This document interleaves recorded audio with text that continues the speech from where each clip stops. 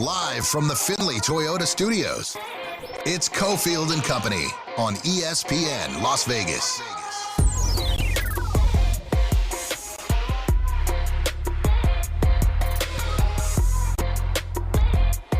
It is Cofield and Company on a Wednesday. Midweek. Here we go. Jeff Parles, Alex White in for Cofield. Still in parts unknown for Cofield, Alex White. I love when that happens, when he just gets to sneak away, because he is definitely one of the hardest working men in the media here in Las Vegas and covers all things and travels with UNLV football and basketball. So he deserves a nice little break. I was going to say that. I was just going to piggyback on what you just said. Might forget Las Vegas. Might be all of radio, in all honesty. But he's back tomorrow. It's him and Willie the rest of the week. But you got Alex and I here today. Our guy JD running the ones and twos, as he always does on the program. And good show lined up for you. Our friend Adam Hill. See him in about 40 minutes. Justin Watkins in studio. Battleborn Injury Lawyers, of course, with us every Wednesday. And then the other Wednesday staples, Myles Simmons and Arash Markazi. So looking forward to that throughout the show. But first, James, I think until LeBron signs, we probably need like some sort of mix between a sports theme and the People's Court theme at this point. Because we're still going. We're still going here. And, I know that we've talked about it throughout this week. But yesterday, Alex, some juiciness out of Miami by seemingly accident yesterday. Okay, so tell me your perspective from this, because I was listening to you and Willie yesterday, and you guys were, kind of talking about when is the news going to break, where's LeBron going next, and you said probably at like 6 p.m. right when we're done with the show. So when did you see this false news that happened? It was definitely after the show. Explain to everyone what happened yesterday, Alex. Well, it seemed that Miami had a link ready to go that said, okay, LeBron's coming to Miami, right? A press conference right next week with LeBron coming. And it was scheduled, and they didn't reschedule it for a later time after they had found out officially. So it was just like a backup plan, I guess. It seemed like I don't want to call it an intern snafu, but that's the best I can do on this, where it was a YouTube link to a press conference that I believe that was actually scheduled for July 28th, which is a week from yesterday, a introductory press conference for LeBron James to go back to Miami for what would have been the second time. Obviously, there's no confirmation of anything. There was a report out of Cleveland earlier today that I talked to James a little bit about before the show, and who knows what the validity, but hey, look, if it's valid, it makes a little sense. That the report out of Cleveland was, LeBron was ready to announce it last week, but he got a little ticked off at Adam Silver, what Adam Silver said last week of, we can't make the schedule until LeBron makes a decision. And we talked about this yesterday. We talked about this with Willie. We talked about this with John Browner, one of Arash Markazi's co-workers over at the Sporting Tribune of you don't need LeBron to make the schedule. Like, that was, to me, like, all right, sure, you want him to play on opening night, especially if he goes to an Eastern Conference team. You put him on the road to Madison Square Garden on opening night. Right. Let the Knicks get the rings. Let him play Philly, Cleveland, Miami, whoever it may be in the Eastern Conference. You go with San Antonio and Oklahoma City in Game 2, fine. No problem. No issue whatsoever. But we have really reached a point where I know us in the media biz are a little bit guilty of this as well. But it's like, all right, let's just make the decision. Let's get it out there. Let's do the press conference next week. Let's just all move on with our lives. And Alex, I have changed my mind on this a minimum of 7 times in the last 3 days. About which spot is the best? No. All right, I'm all in on this going as long as humanly possible to, maybe you could, all right, let's keep it going. Enough. It's interesting. The only thing I've been steadfast is I don't think Golden State makes sense from a basketball perspective. It makes sense from a Oh, that's kind of fun perspective, right? Like That's why I'm all in. him and with Curry Golden playing State. together, him and Draymond as well. I don't love it because when LeBron was back in Cleveland, who did he always run into? The Warriors. But it's a little bit fun. If AD was actually available from Washington, then okay, you could talk me into it. I just think the West is so hard at this point because Oklahoma City and San Antonio are geared up to just play each other 3, 4, 5 years in a row in the West Final, barring injury. In the Eastern Conference, look, I know the Knicks just won the title, but it's wide open. And I said Philly at the beginning of the week. Willie was trying to push Cleveland. I don't think that's a great basketball fit. I think that's just a nostalgia fit more than anything else. I think Miami is a bizarre basketball fit.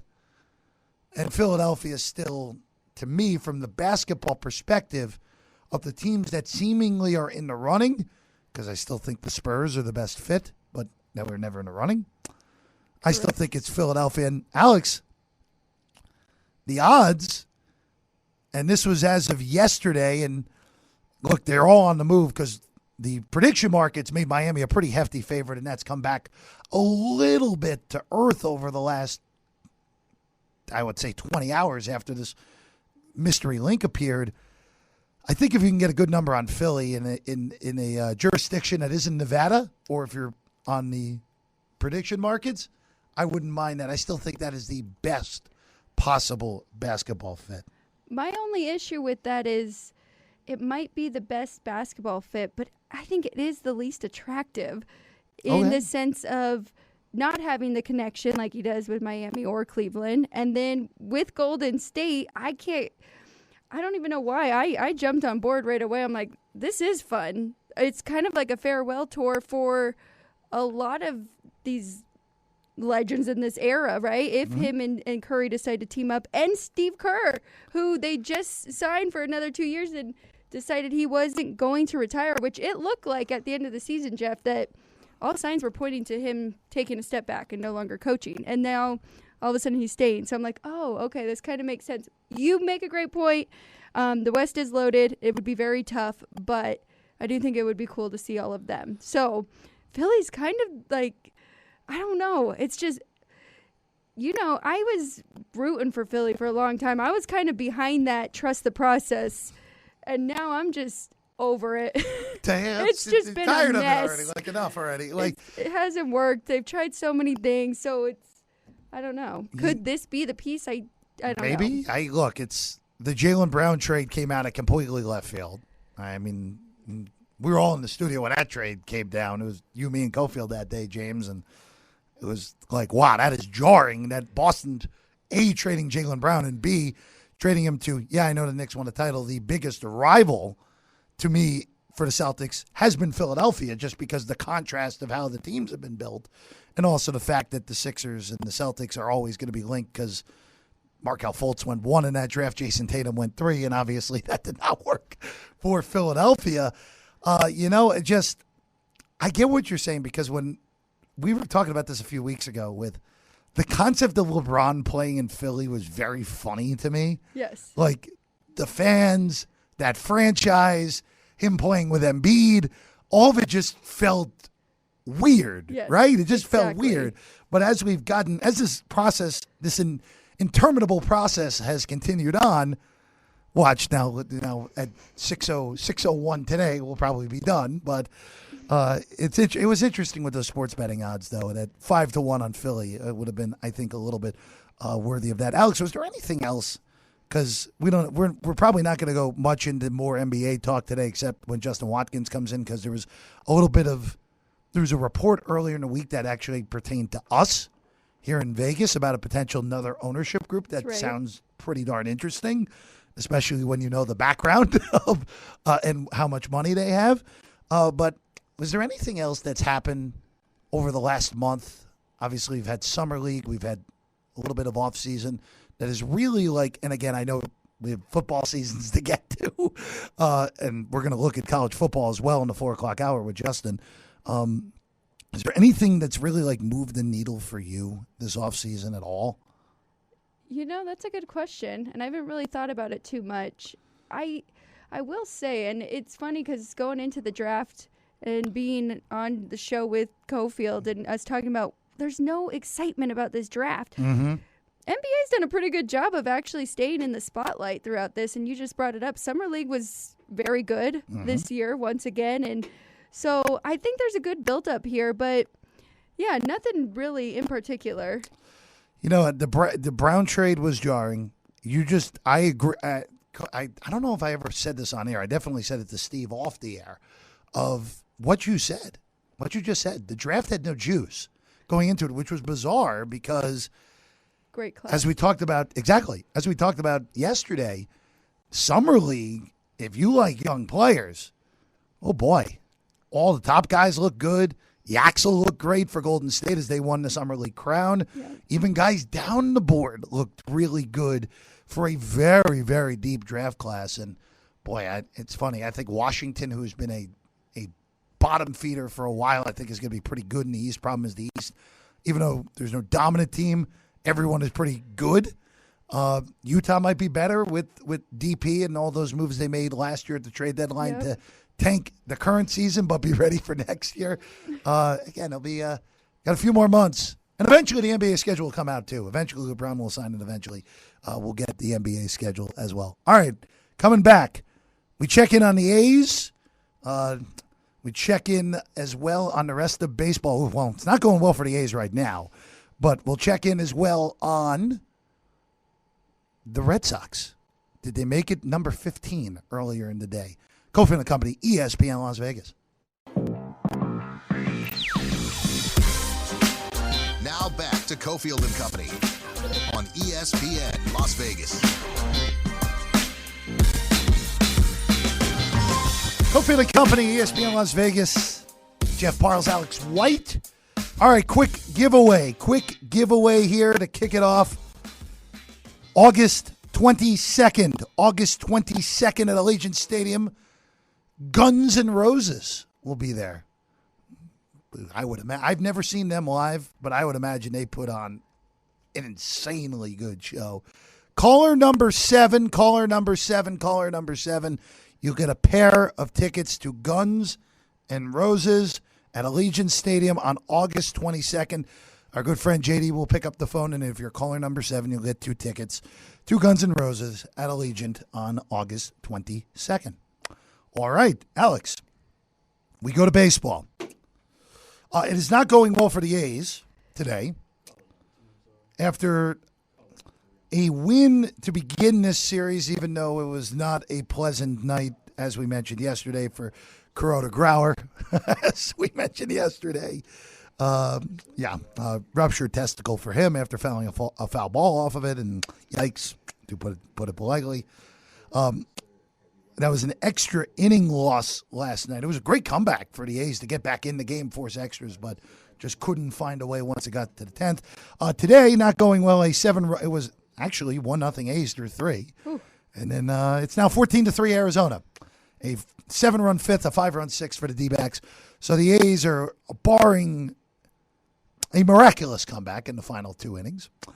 We'll be going to 16 games under, Alex, and we talked about this. We've talked about this last few days. 8 games back. Will be 8.5 after this result. What do? What pieces are traded? I've been pretty steadfast of it's hard to get rid of the young guys because you're in a complicated spot. You're coming here in 2 years. You can't be selling off the young guys. Right. I think Jeff McNeil's the name that makes the most sense to be moved. Frees up the middle infield a little bit more for guys who have been up and down between Vegas and Sacramento. What would you do? What would you do right now, Alex? And what else is floating out there right now that I don't think you and I agree with what's floating out there right now? Well, yeah, there is one thing floating around, and not only don't agree, do not like this idea at all, but I did see it on MLB.com. So trade rumors, and it says Langoliers. So kind of some rumors, and now with the Boston Red Sox being as hot as they are, I did see Yahoo Sports kind of tie should the Red Sox go after Shea Langoliers, and I can't really see that happening. I don't think the A's are going to do that. It has been a tough stretch here. I mean, the losing streak going into the break, and now it's just injury after injury. You know, Brett Rooker's been out. then they did trade Aaron Savali, which I was a little surprised about, to be honest, because he had kind of jumped Severino with Severino being injured for as long, right? He was kind of the ace. I mean, they have a lot of young arms coming up, and now JT Ginn on the 15-day injured list, so they recalled Mason Barnett from the Aviators. So a lot of up and down. I think I definitely got a little ahead of myself, a little excited because you see that offense. They can definitely score the runs. We knew their pitching was a little weak. We knew they needed help in the bullpen. So we're still a few years out, right? So as for the trade deadline, that's where you started. I don't know. I think what you said does make sense.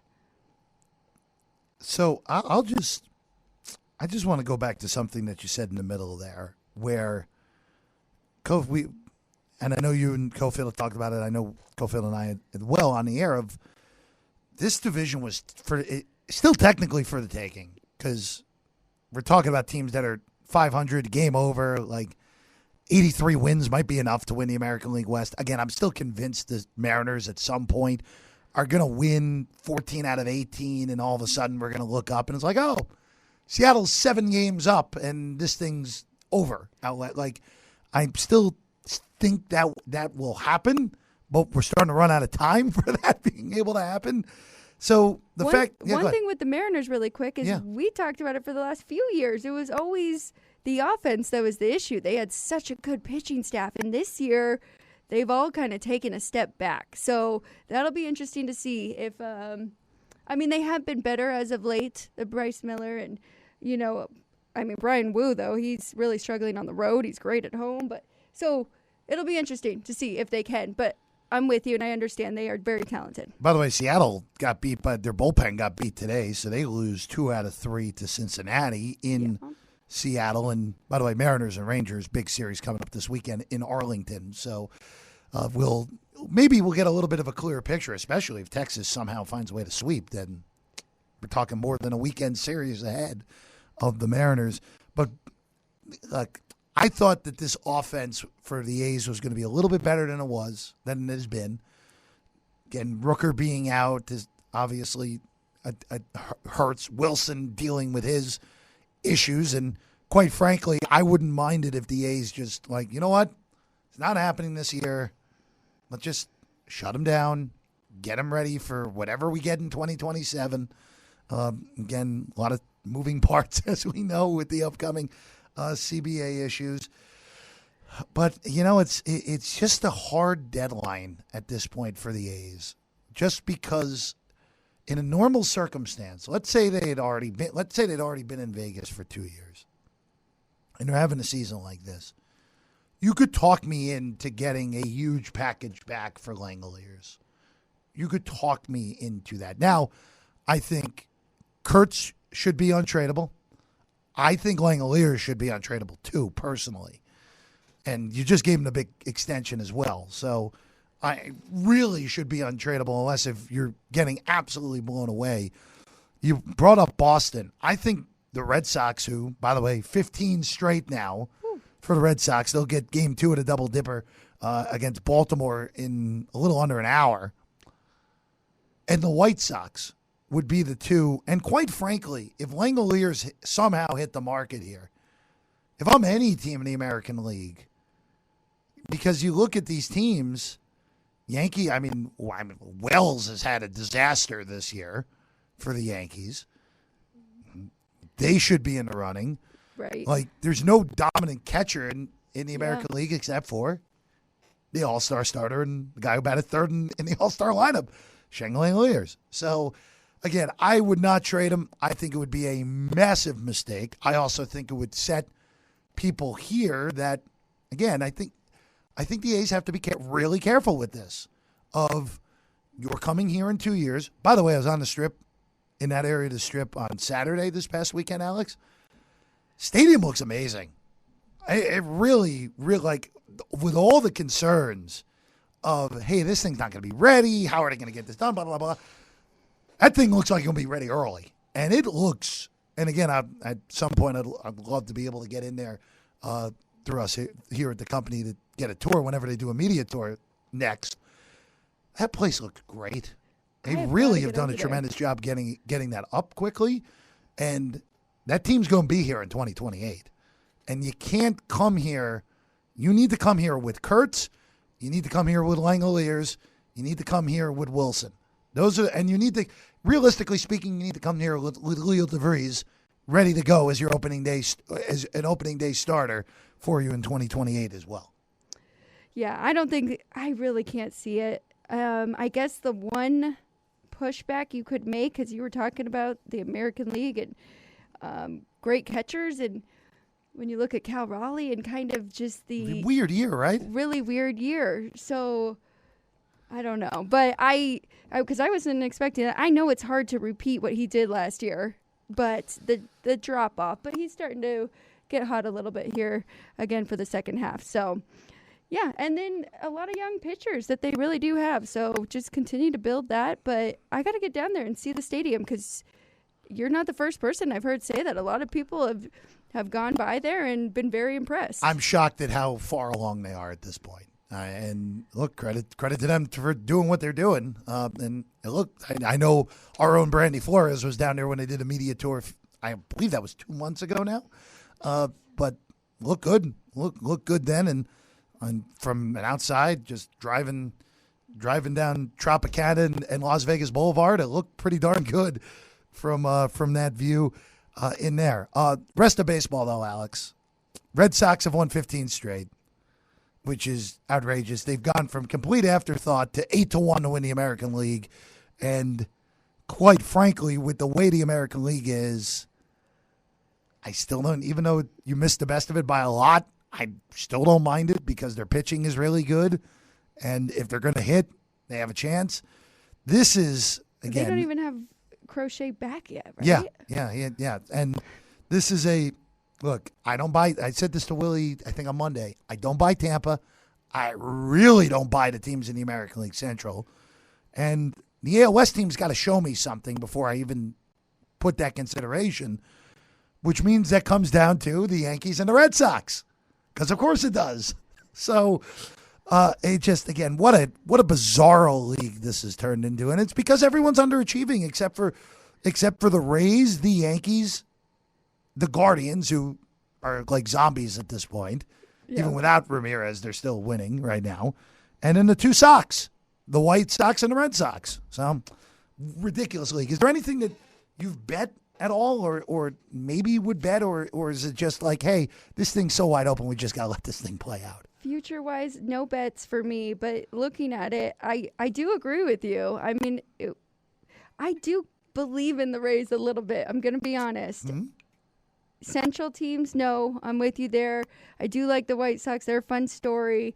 It's great to see from last year to this year, but I don't think they have the pitching, right? And the Rangers, I'm pretty shocked with the Rangers. I was very high on them last year, but they haven't been quite the same. And it's still a first-place team. And still finding a way, though. So it's interesting. But, yeah, I don't know. I was kind of waiting to see if we'd be able to get a good number on the Yankees even. But they just, I mean, they're hanging around there, right? So they're still going to be the favorite to win the AL, waiting for Aaron Judge to come back. And Max Fried's coming back, too. So they'll be tough, definitely. I don't know. I don't hate the Red Sox, Jeff, but are you fully buying this, or is this going to fizzle out? Well, look, they're not going to win out for the rest of the season, because that would be, you don't even do that in MLB The Show. But can they win 88 games? Can they win 88 games? Yeah, I think they can. I think they can win 88. Now, you get to 90, that might be good enough to get home field in the wild card round. Now, again, they're so far back at the beginning of this that I'm not sure that they can get all the way up to the top of the AL East. But look, it's a down league. Yeah. Down league, and they're in great shape right now. I mean, they are the number 6 seed, and I would say they're the number 2 best team in the American League. I still think the Yankees are the best team, even with their injury issues. And they finally have Cole and Fried pitching in a rotation at the same time when Fried pitches later today. All right, when we get back, this is a fun one. We go to Spain. I promise it's probably the last we're talking of the World Cup, because there's some fun across in Spain here today. Cofield and Company, ESPN Las Vegas. It's Cofield and Company on ESPN Las Vegas. Cofield and Company, ESPN Las Vegas. Jeff Parles, Alex White. And in studio for the next two segments, our good friend, part of the company as well, Adam Hill. There's a lot of people shutting off the radio. Like, they haven't heard me in a while. They're ready to not hear it. But no, good. It's good to be here. It's good to have you in. Also, too, as you were telling us during the break, you were out of the country for multiple weeks. Oh, man. And you have had a little bit of an adjustment coming back to the U.S. Yeah, I was working so hard to try to learn Spanish as much as possible. I was in Mexico almost 2 weeks, and I just want to speak Spanish everywhere. I'm trying to I feel so stupid that I cannot learn. It's so hard to learn a new language, but I've been trying everywhere. Dutch Bros. I'm like ordering in Spanish. I said "see" when they asked, come on, what am I doing? I did the Uber driver on the way home from the airport last night. I was like, gracias, señor. And I was like, what am I doing? I'm back home now. This is insane. The brain did not compute it. Tough adjustment in many ways. But yeah, the final trip before the start of training camp is always get away as long as possible because it's going to be a long time before I go anywhere. Well, we'll get into that in a few minutes where rookies report next week. Vets are there after that. Rookies tomorrow. Oh, rookies tomorrow. Yeah. Okay, you know what? Then I flipped my dates. Yeah. There we go. Yeah. So rookies tomorrow and then vets next week. Rookies and Max Crosby because he's going to be there. He wants to tell everybody how hard he tries, so he's going to be there with the rookie. Why not? We'll get into that in a second. I have to get to more important things, though, Adam, because I don't know if you saw this or not. Okay? So, as you know, Spain won the World Cup. See? Very good. Very good. So, Fabian Ruiz and Gavi went back to their hometown yesterday. And their hometown of Los Palacios y Villafranca. Good trying the accent, but come on, man. What do you want from me? What do you want from me? I took 10 years. I took 10 years of Spanish, and I retained none of it. No. Yeah. Wow. Well, it was a requirement in our school system to take a foreign language, and that's pretty good. 90 for whatever reason, even though French was offered, 98% of us took Spanish. Why I don't know. Because you thought you would use it. Maybe. later on I guess. 4 years. I literally am in Mexico. If I'm not here, all the time. I go 3 or 4 times a year. Love it there so much. Been almost everywhere in the country. Took French in high school. What? I had no idea that was I was going to fall in love with the country so much. But yeah, and I still cannot learn. I'm so dumb. But yeah, I took 4 years of French for no reason. I know none of it. I wish I would have had Spanish at least as a basis. I can count. I can count to 10 I can count to 10 in French. Okay. And also parlez-vous français is again my last name is but with a Z, right? Sure. Right. Parlez-vous français? Do you speak French? And the correct answer to that is no for me. Yeah. So there we go. But back to Ruiz and Gavi. They were given their weights worth of themselves, their actual weights. Okay. They were given it in tomatoes. I'm out. Tomat. You're out? Tomat. You're out? Yeah, I literally despise tomatoes. So this is that town that they're from that I butchered the pronunciation of about 90 seconds ago. They are best known for tomato production. Yeah, I'm never going there. You're never going there now. I think tomatoes are horrific. It's funny, I like a tomato sauce or like a ketchup. I love. So hold on. I'm a texture person, big time, and the texture of a tomato is absolutely disgusting. The mushiness is so gross. So this is interesting. Because, oh man, I'm also out of tomato juice. I hate it like a Bloody Mary. I don't like a tomato juice at all either. So this is funny. I think we just totally hijacked the show on tomatoes here for a second. When Cofield's not here, this is how we do the show. So I'm glad you're catching on. So I like ketchup. Okay. I like tomato sauce. I am with you on tomato juice. Ugh. I don't even drink Bloody Marys. I just don't like them. Yeah. Regular tomatoes can only go on sandwiches, and that's it. No, what about hamburgers? No, I'm well, not right now with a hamburger a sandwich. Oh boy. So then a hot dog is too. There we go. So is a hot dog. Yeah, but normally on my burger, onion. I am a big fan of onion. I know you're not, Alex. No, We've had this conversation in the past. I'm a big fan of onion, and I'll put it on there. Depending on the mood, Not right now because of what's going on with lettuce, but normally lettuce will go on there as well. And then tomato, no. No tomato, no onion. Yeah. Either one. I'm out on both. I'm a big onion guy. But I'm just curious, and this was the question that I wanted to ask both of you now. If you could actual question? Yeah, I know, right? If you had the opportunity to get your weight's worth of something that's food, not sure. Gold. The correct answer would be gold, obviously. But what would it be? Like if we're winning the world, if somehow we end up on Team USA. Wouldn't you go with like a crop that's worth something so you can sell it? I mean, I think that's the way to go. But if you're really saying you're thinking about it too hard here, Adam. a little known fact on the show, like it has been discussed before. My favorite food in the world is black olives. Okay, like I would totally crush. That's a food I can't stand personally. What? I'm not an olive person. Olives. Not an olive person. Me too. I do too. And green olives. I don't discriminate. So. The fancy ones with like things in them picking? too. I'm going black olives. So are you? So many black olives. So are you?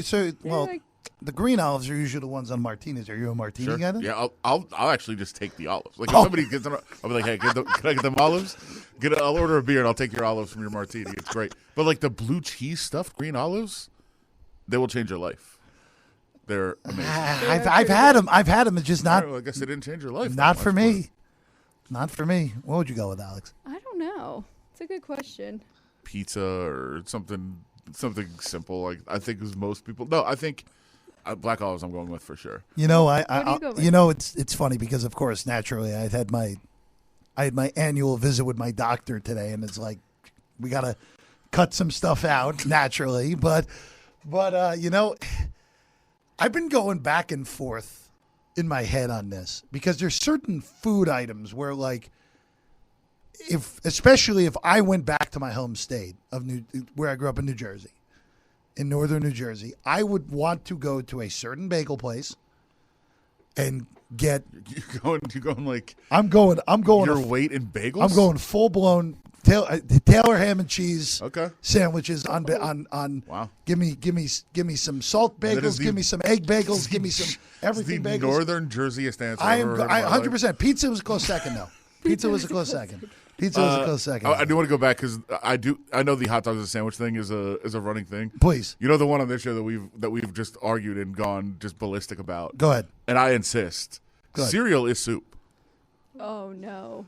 Okay, so how would you define a soup? So hold on. No, there's a huge caveat to that.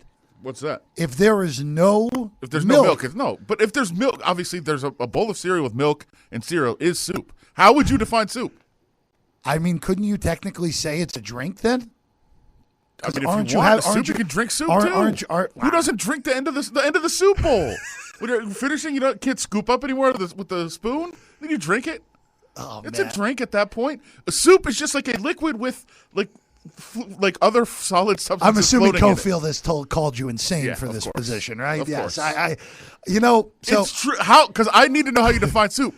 I've never heard somebody define soup that wouldn't also include cereal. So oh boy, you know what? Soup has to include some type of vegetable, right? I don't think so. That like makes the juice. Not necessarily. The broth. The milk is the broth. Yeah, it's Alex. You know what? Hold on.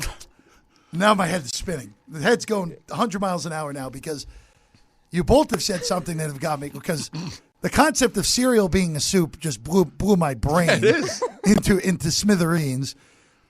I think you're like a lot of soups. Yeah, will have vet, but then you have like a bisque. Like the base of that is whatever, like a crab or a lobster or whatever.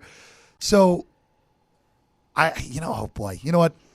We're going to take a quick break because I have to compute all this. Cereal's a soup. Cereal a soup. More on Raiders training camp and more Adam Hill here on Cofield and Company. It's Cofield and Company on ESPN Las Vegas. Jeff Parles, Alex White, Adam Hill. Our friend Justin Watkins will give us the definitive answer of it. Cereal is a soup in about 10 minutes. Alex, they don't teach that in law school. Well, Alex, you have the exact definition of what a soup is? I do have a definition. So AI just pulled this up, so I don't know exactly where from. Okay, but here hold we on. go. Primarily liquid food made by simmering ingredients like meat, fish, or vegetables in water, stock, or milk. So, by that definition, because you're not Primarily? simmering ingredients Primarily, in your there's cereal, cold soups. Well, don't you simmer gazpacho and then you chill it, though, right? Isn't that how that works? This is according to the Merriam-Webster definition of There we soup. go. It is qualified. However, culinary tradition usually reserves the word soup for savory cooked dishes with a broth base, while cereal is generally a sweet, raw, cold breakfast grain. Ultimately, debate is largely a matter of semantics.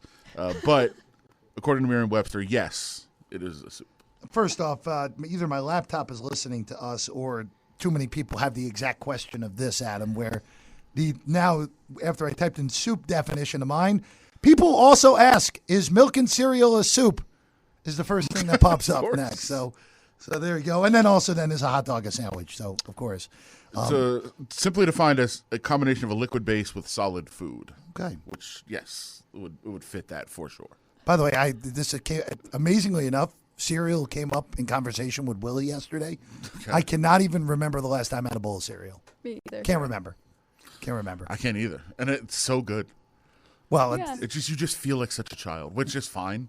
Well, I don't mind it. also too one of my favorites, like Captain Crunch and cereal and Cinnamon Toast Crunch, Cinnamon Toast Crunch. just burn the heck out of the roof of your mouth. Sure. So it's like, it tastes awesome, but do I really want to subject myself to? Do you remember? And it's probably been since college. Do you remember how good Cocoa Pebbles were? I have actually never had Cocoa Pebbles. Okay, you know what? Leave right now. Go to the store. James, can we? You know what? Actually, you know what? I'll go on the DoorDash and get him to get him to send it over here. Go to 7-Eleven's a mile. I can make it during one commercial Sure, break, probably. All right. Well, Adam, we have a few more Actual minutes with you. football stuff to Yeah. talk So, rookies tomorrow. Max Sure. Crosby tomorrow. News today: Jermon McCoy, rookie, signed his contract, so he is in. There's only 4 more players unsigned, I believe. Fernando Mendoza being one. 3 of them are quarterbacks. Carson Beck signed today, but the other quarterbacks, I'm sure, it's just a matter of when you schedule these signing bonuses. So essentially, like, everybody knows they're going to get paid. Everybody knows what the bonus is. Do you pay it out over a full year, or do you pay it right away up front? That's essentially what's being negotiated. It's not going to hold up any of these deals. There is one deal. I think the Patriots second round pick. There's some question of whether they'll actually get that done. That's good. The only question mark that's really out there. But the quarterbacks are going to sign. It's just a matter of time. And now that one is done, I think they'll all get done in the next 24 hours probably. Well, and then Adam, again, this is also the part of the year where at least fans are super excited for whatever's next, and it just has been a little bit of to me, it's been a little bit of an oddball off season because you have the high of finally getting the quarterback in the draft, and then you have the fact that quarterback that you picked at number 1 is likely not going to see the field much, if at all, this year.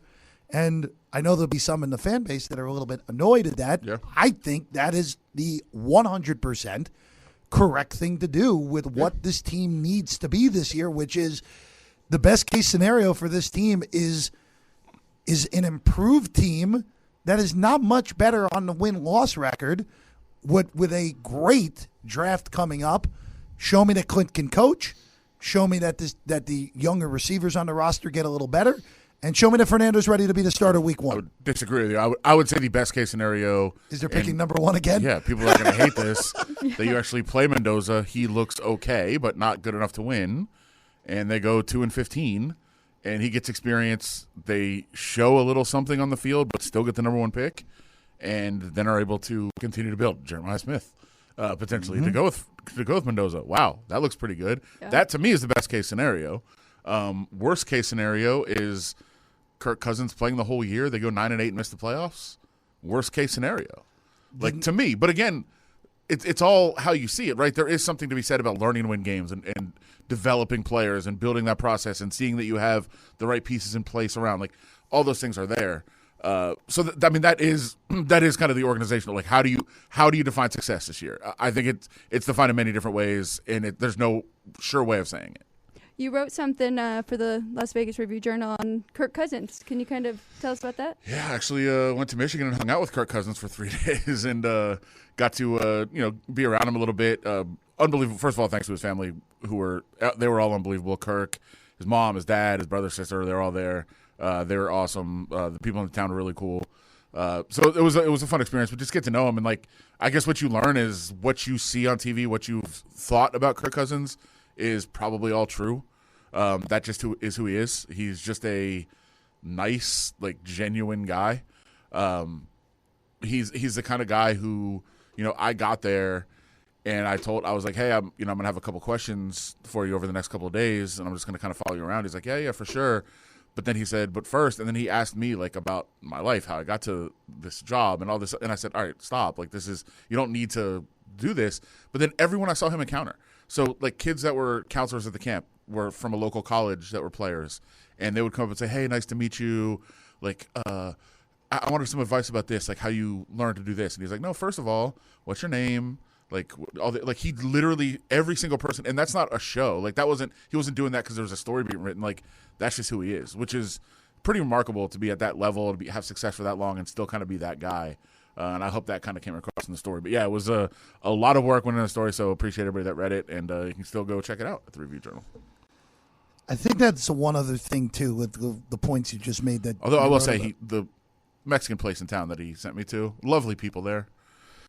He's gonna find better Mexican food here in Vegas. Well, that makes sense. Holland, Yeah, Michigan. That makes sense that that Mexican food would be better in Las Vegas than Holland, I think Michigan. so. Yeah, I think so. That makes a little bit of sense. But that kind of just goes to, like, I know there were people that were like, why Cousins? Why him for this situation here? Yeah. I think just even being the right mentor to Fernando and look, I know what the contract says. It's a one-year contract. It is a 1 year. It's 100% a 1 year. It's a one-year contract. I don't care what the technical terms are. If he were to stay for a second year, they would redo the contract. They're not going to let him They're play going to redo it, exactly. second year under this current contract. You sure about that, Adam? Yes, That's a lot. That would be ridiculous amount of money. I'll try to say this. I think what you're asking is just like, why him as the mentor? And I gave a very long answer to this morning because when I do the Raider Nation Radio on Wednesdays, I'm just kind of waking up and I think I just kept talking. But what he told me, and he said Kirk Cousins was not saying, this is what I hope Fernando does for me. He never mentioned Mendoza. It wasn't about that. What he told me is what he learned how to be a leader is that he went to Michigan State as a walk-on, didn't really know what he was doing or where he'd fit or how he'd fit in or how he would establish himself. He was like a four-stringer walk-on quarterback, and he noticed a veteran player who he saw him on the first day and said, oh, that guy's a leader. And so Kirk said, I don't know what I'm doing, but I'm going to do what that guy does because he does know what he's doing. And he said from that day forward, he literally just did an impression of that guy. Now, so he's like, I'm going to do those things. And to me, he didn't say it. But to me, I think that's what he wants to be. He wants to come in, just do everything he's supposed to do, everything the right way that he's learned how to do it. And he thinks Mendoza, or any other guy could just do well by following along. Adam, thank you. Thank you for hopping in with us. Of course, anytime. Justin Watkins coming up for the 4 o'clock hour next. Cofield and Company.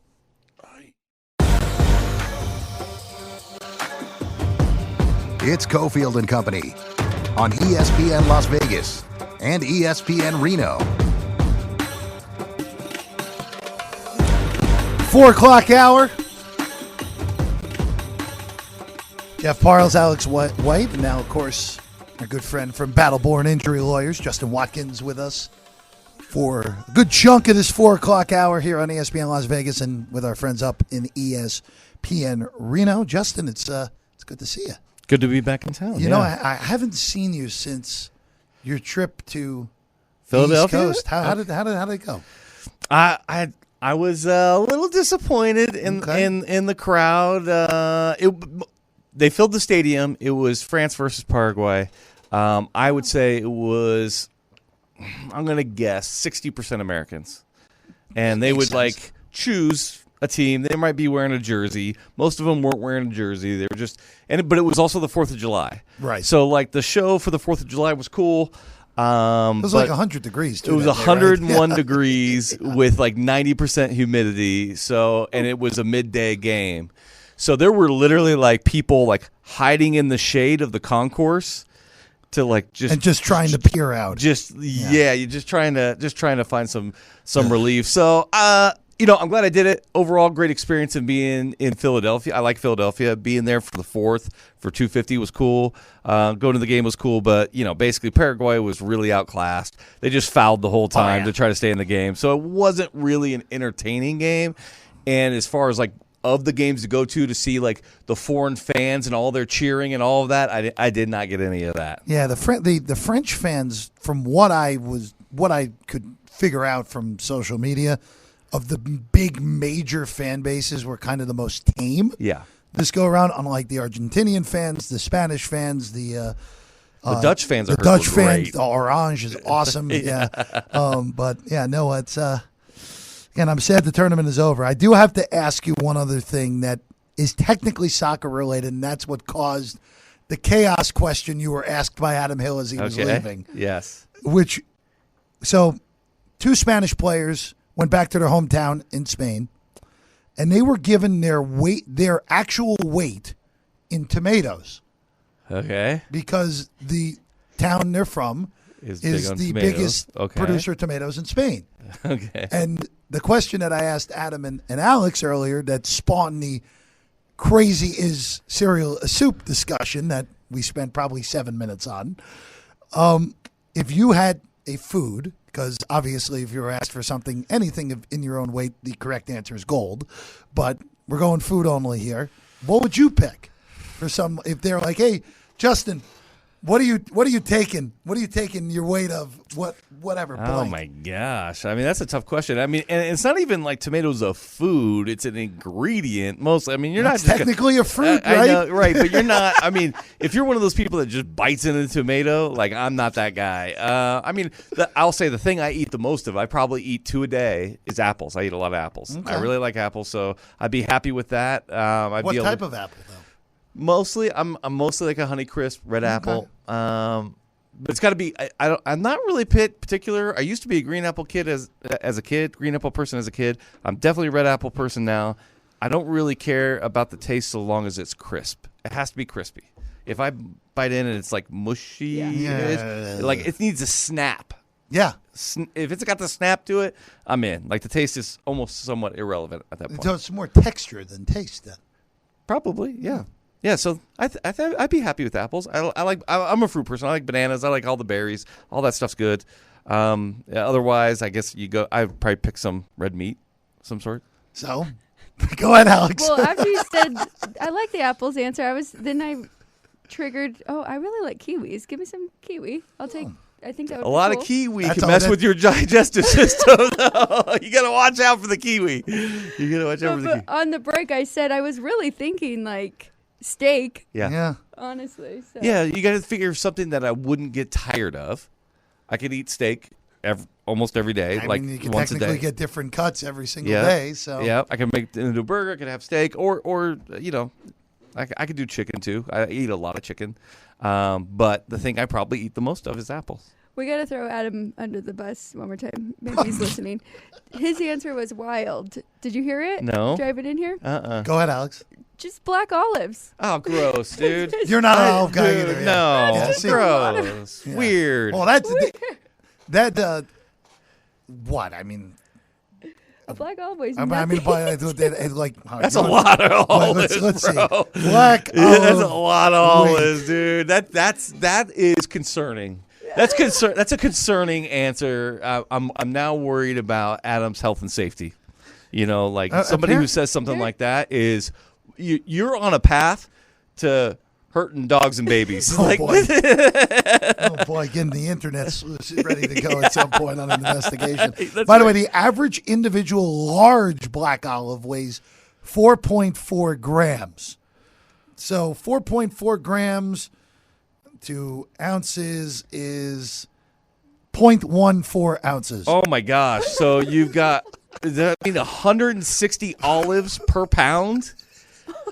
So I'm just doing some quick math. That's hundreds of thousands of olives. Like, no, I don't know. I don't want one. That's really why I thought the answer was crazy. Yeah. I do like black olives, so I am with him. Nobody should there. like black olives but that that's much. a lot. That's concerning. That's concerning. That goodness. says a lot about Adam, and I'm not sure what it says, but it's not good. Whatever the commentary is created out of that, it's not positive. Oh man, we are not even gonna. We're gonna stop on the is cereal a soup discussion because that kind of melted my brain over the last few minutes. But Justin, it feels like every time I've been in with you and Steve on a Wednesday, it's always been something with the NCAA. This week, SEC Media Days have provided, we might break away and all that fun. You've talked about that in a few years, that's probably the most likely course. But there's a very interesting article that was in Sportico earlier today. Headline: Colleges on NCAA eligibility rules. Do as I say, not as I do. Yeah, I love this article from Mike McCann, who's obviously the leader in the industry of breaking down the legal issues in sports and digging in deep. And, he's turned it into a profession. I mean, he teaches a class on this now at University of New Hampshire and guest speaks at Harvard on it. He's dead on. And then I think the reason why, because I follow him on social media, the reason why he wrote the article is because there were a whole bunch of people on Twitter, whether they're real people or bots, who knows, but going after the attorneys who represent the players and the fact that they work on a contingency fee and saying it's all these greedy lawyers who are creating all this litigation because they're getting paid a percentage for the kids. So, and Mike sort of jumped to the defense of some of those lawyers for a couple different reasons. Number one, the lawyers were really transparent. They tell the court exactly what they're making, and some of them it was 20% or 25%. But the reality is in most of these cases, there is no monetary award. So they're not getting paid anything. Most of the cases, right? Because you get the injunction. That's sort of the end of the day. Right. You actually don't go through to trial. You actually don't get awarded anything monetarily. Now, I'm not here to try to say it's not good for their career. Probably is good for their career. They probably want to get into being a sports agent. They probably want to represent people that do have viable monetary claims. If you do, it's going to be worth millions. I'm not trying to say that they're just doing it for the good of the country, but the idea that the attorneys are driving this litigation because they are greedy and going to make a whole bunch of money, I think really misses the point. And Mike cuts right to it, and he's like, the only reason that these kids are even filing a lawsuit is because one of the schools that's a part of the NCAA wants them to play for them, and they've told them, hey, if you can get an injunction, you've got a roster spot with us, right? So looking through that lens, the people who are driving this are the schools. The same schools, as he points out in the article, which is just brilliant, the very same schools who are penning, op-eds and letters to lawmakers saying, we need a fix here. And Mike's been all over this for, I'm going to say months, if not years, of it doesn't matter if you can agree upon a set of rules if you never agree to follow the rules.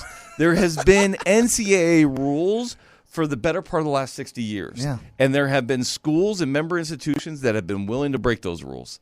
And only now, when the players have asserted themselves with a seat at the table through the courts, not because the NCAA has given them a seat at the table, but they have a right to some structure, some say on the structure through the courts. Now, all of a sudden, everybody's looking for who the bad guy is, and they just don't want the bad guy to be the school that they cheer for. That's where this ultimately comes down to, is they want to think that all the bad actors out there are not their school. And if they're boosters, they don't want to believe it's them. And so they look for a boogeyman. And in this instance, a lot of people are just trying to say it's the attorneys representing the kids. And those kids don't have any attorneys or any viable claim if they don't have a roster spot. So it takes the school to start that whole conversation. That's always a fun little circle there, right? Right. And it's also too, and this article also comes on the heels that the Save College Sports Act in Congress looks like it is on life support, to put it lightly there. Yeah. I mean, I think they now sort of publicly said that they're going to create the ability for G6s to move up to the Power 4. Of course, they have to do that. It's dead in the water without that change. But in that conversation, I did see some reporting from Ross Dellinger that says, but the power conferences want to say that if you're going to switch between power conferences, you're going to move from one power conference to another power conference, that they want it written in there. You have to sit out for 5 years as an independent to make the transition. Yeah. Good luck on that one. Like, okay. Good luck. Like, okay, so now everybody in, Miami, everybody in Florida. Well, this goes back to where we talked right. about a few weeks ago, why would anyone in the ACC ever want to do that deal? Of course. Or the Big 12. I mean, you think that some of the schools you think if you're Texas Tech and you're BYU and you're outspending your conference mates on a 5-to-1 scale, that you're not saying, hey, we're Power 2 material. Like, I don't know what you guys are doing. Iowa State, your $17 million budget, that's cute. I'm over here spending $200 million across all my sports to win championships in all of them. I'm paying a softball pitcher $1 million. Yeah. They didn't win either of the national championships, but they got there. They're trying. Place, yeah. They're trying. They're fun. You got to believe that if you're Texas Tech, you're saying this is temporary. I'm going to hang here, but we are a Power 2. We deserve to be in the big leagues. If you're BYU, you say we've got the money to be there. If you're probably Utah. If you're Utah, you're sitting there in the Big 12 saying, yeah, dude, I'm better than 90% of these guys. Like, if there's a chance to move up in the Power 2, we belong to be in. We belong in a seat at that table. So I don't understand why the Big 12 would agree, except for like the bottom 4 or 6 teams there. I don't see why the ACC would agree, except for the same situation. And if you're the G6. Why are you agreeing to anything? They shouldn't. None of this helps you in any way. No. Oh, hey, G6, you can move up. I actually like, as an Oregon State fan, where I say we're a cusp team, right? If there are going to be additions to Power 4s, we're probably in that conversation.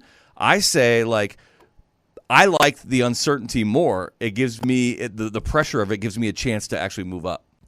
Justin Watkins with us here in the 4 o'clock hour. And when we come back, we got a lot to get to.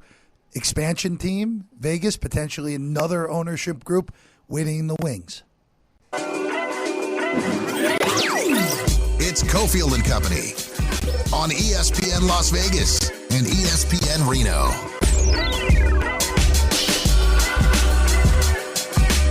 And here on Cofield and Company, of course, ESPN Las Vegas and Terribles are bringing you the summer fun.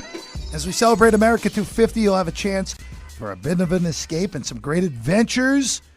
There are a lot of good adventures out there. Or, if you don't want the adventure that happens to be up that week, you can take the cash, which is up to $3,000. It's your choice. You got to keep listening for the keyword of the day, 702-364-1100. That's 364-1100. Today's word on Wednesday the 22nd is eagle. Eagle. Text it in right now to the text line. 364-1100. The word is eagle to get in with a chance for all those great prizes of the summer of fun with ESPN Las Vegas and Terribles. Jeff Parles, Alex White, Justin Watkins from Battleborn Injury Lawyers. Justin, let's go to a story that came out earlier this week that caught my attention. It was on the rundown both yesterday and Monday, and I never got to it because I think it would have been a very interesting discussion with Willie, who's in with Steve tomorrow. So we all know the Sophie Cunningham point now. We all know it. We've seen the memes. The incident with her and Dewana Bonner almost a month ago now. not too short ago. And there is this fascinating thing going on with the licensing of said point, where Sophie Cunningham herself is allowed to do what she wants with it. The same deal as NIL and her own NIL rights. She can do whatever she wants. But the more fascinating part of it is that the WNBA PA is reportedly, and this is from Front Office Sports on Monday, is reportedly blocking licensees, so the main sponsors, from using the image.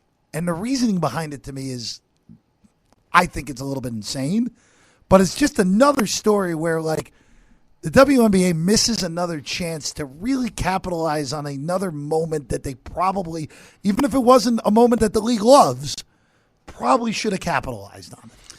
Yeah, so let me just clarify one point. Sophia Cunningham can do anything that she wants with herself and her image doing the point. The actual game itself, the game image and film, she can't do anything with. She doesn't own that. Okay? Right. That's the league. That's the league. Yep. And any merchandising that goes along with a player, I didn't know this, I've now learned this, the league and the Players Association have to agree on the licensing. And so, in essence, one or either of those parties can basically say, no, we don't agree to have this licensed out. And the Players Association, in this instance, has blocked that imagery from being licensed out under what they called because it's derogatory. And I think their explanation in response to Darren Ravel's questioning is actually a little bit better, which is that they didn't use the word derogatory. They just said, we don't like to promote the game based on confrontation among our players. And I'm like, okay, I can actually sort of wrap my head around that reasoning. And, like, you don't want fights and you don't want – but, I mean, you just think about – I don't know, man. You just think about baseball, for instance, and Nolan Ryan putting Robin Ventura in a headlock, right? I mean, how many times is that portrayed? All the time, right? You think about some of the slides and the impacts at home and some of the fights that have happened. So I think there are certain circumstances in which you catch lightning in a bottle and you say, yeah, I get it, but here we have a chance. That doesn't mean – I actually think them not licensing it has helped it to explode because now, in essence, everybody can use it, and everybody is using it, and it's great. If Sophia Cunningham wants to use it, she needs to create her own new imagery of it, which is easy enough, right? She can just point and take a photo, and they can put that wherever they want to put it. But she does not have the right to actually use the game film. Nobody else can use the game film either. That's still owned by the league, and they're not letting their sponsors or anybody else use it on any of their stuff. But all the memes, all that stuff, free game, man, and it's going to be used. And you know what? Like, but it is another situation in which the WNBA, I just feel like, we've talked about this rocket ship. They had lightning in a bottle, and they just sort of like casted it aside and missed an opportunity. Well, I'm looking right here at a couple of the group licenses that the sponsors of WNBA. It's Lids, it's Panini. Like, they could make her a card. They could make a one-on-one card, yeah. Like, and that would be huge. I know. So that is pretty wild. And we've seen cards like that, right? With baseball and other sports that do. I don't know. That's so. All in all, you're kind of back and forth. It's great because everybody can still use it, but at the same time, it's... I mean, if you're trying to cheer for the growth of the WNBA, it's a missed opportunity. I mean, I don't know how else you say it. And if you're a sponsor there, you're saying, like, come on, guys. Yeah. Like, we've been with you. We've been with you in a league in which you guys are not really profitable, and we've been there with you along the way. When we get these opportunities, you have to help us out. You have to let us help grow with you. And so I mean, I don't know. I mean, the leadership of the WNBA is, I have to believe, on some form of life support at this point. Like we talked about, 2 weeks ago, maybe it was, Jeff. It's like, Adam Silver reportedly gives the vote of confidence. Last week, yeah. Yeah, that only happens if people are on life support. Always a good sign. I'm hopeful that there's actually a drastic big change. And we get some people in there that like understand marketing, understand entertainment, help grow the game, and the traditionalist of the WNBA is this very small contingent that seems to have an outweighed sense of control, or at that sense they do have control, and it's holding back the growth of the game.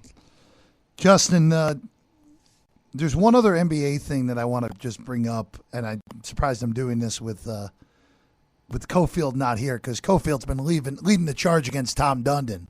Yes. And Brian Windhorst wrote an article today on ESPN that the biggest story from Summer League was what's going on with that arena deal that we talked about.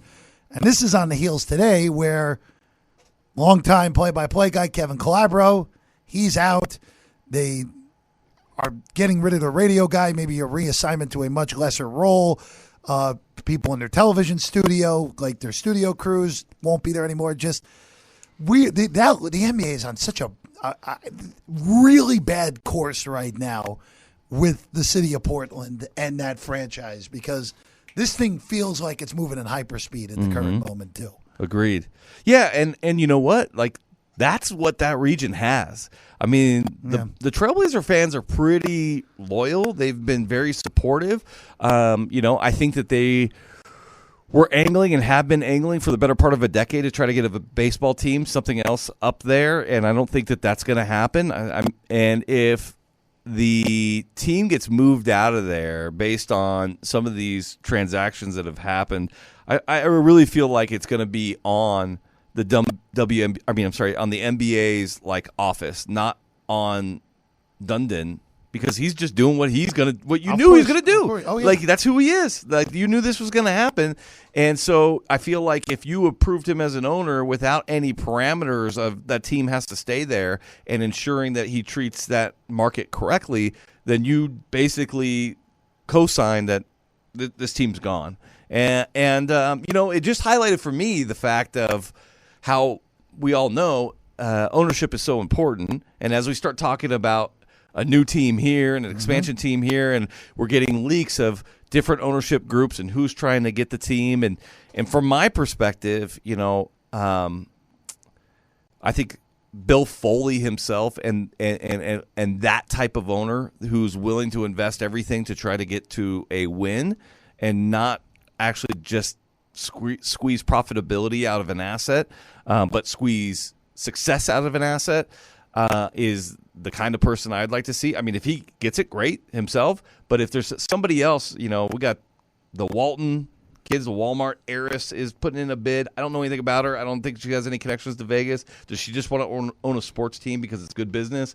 I want an owner who wants to win. So going right to there. So Nancy Walden-Laurie and Bill Laurie considering whether to enter the field. That's another Sportico report that came out earlier this week. They actually live in Henderson. Okay. So they are connected to the Valley already. Good. They're also worth nearly $18 billion, which will definitely help in a bid. Again, also, too, just remember, we're talking about a relative of Stan Kroenke as well. They're all within the Walmart family. I am all in on the more bids, the better here for this prospective franchise, because the parties that really want this, I think, are going to be more of the, hey, we want to get the team and actually win, more so than the PE guys who, again, are just like Dundon, who buy it for an asset and try to make money off of it, as opposed to caring about the community, even though, again, Dundon just fell backwards into a Stanley Cup championship that his entire family's now on. Yeah, no kidding. I mean, I'm with you. I think the more bids, the better. That's great to hear, and make the process hard. Yeah. Make you really have to want it in order to get through this. Make it a war of attrition. But we also know that having more assets does not necessarily mean that somebody spends more. I mean, we have lots of baseball owners that are some of the richest people that have ever owned a team and spend some of the least and cry, poverty because of the market size. So, what you have and what you're willing to give of what you have in order to win is a whole other thing. I mean, I'll just go back to Bill Foley, and I'm not saying he should be the one who gets it or not. We'll see all the bids, let it be a competitive process. But when he bought the Golden Knights and got the expansion team, by all accounts, he was worth somewhere between $700 and $100 million and $1 billion, and he had to lie about half of that on the line for this team. And so you would think, he's really going to squeeze every profitable dollar, and he didn't. He spent everything he could on it, and we're at the top of the list of who spends. We have more Vegas-related things coming next. Cofield and Company, ESPN Las Vegas. It's Cofield and Company on ESPN Las Vegas and ESPN Reno. Jeff Parles, Alex White, Justin Watkins. It's Cofield and Company, ESPN Las Vegas. 5 o'clock hour, by the way, Myles, Simmons, and Arash Markazi. So we get a double dip in Los Angeles in that 5 o'clock hour. Arash, even though I would imagine Arash actually is in L.A. We know where Arash was today. We'll discuss it with him at 5:30. Justin's with us for one more segment. All right, Justin, you sent me something earlier today that caught me a little bit off guard because all I've ever heard since moving here, and I only moved here 8 years ago. You've been here a lot longer than my me. entire life. My entire life. That this area is always at the top of the steady population growth areas of the country, and it's not necessary. It's still growing, but it's not necessarily at the top like it's been. Well, so for perspective, I'm 47 years old. I was born and raised here. When I was born here, Las Vegas had 300,000 people. Right. And right now we're at projections at about 2.4 million in and around the Las Vegas greater area. And so that's a lot of growth in 47 years. And for much of that time, we were the number one growth destination. Even when sort of things dipped down, we still grew. Most of it was because of housing affordability.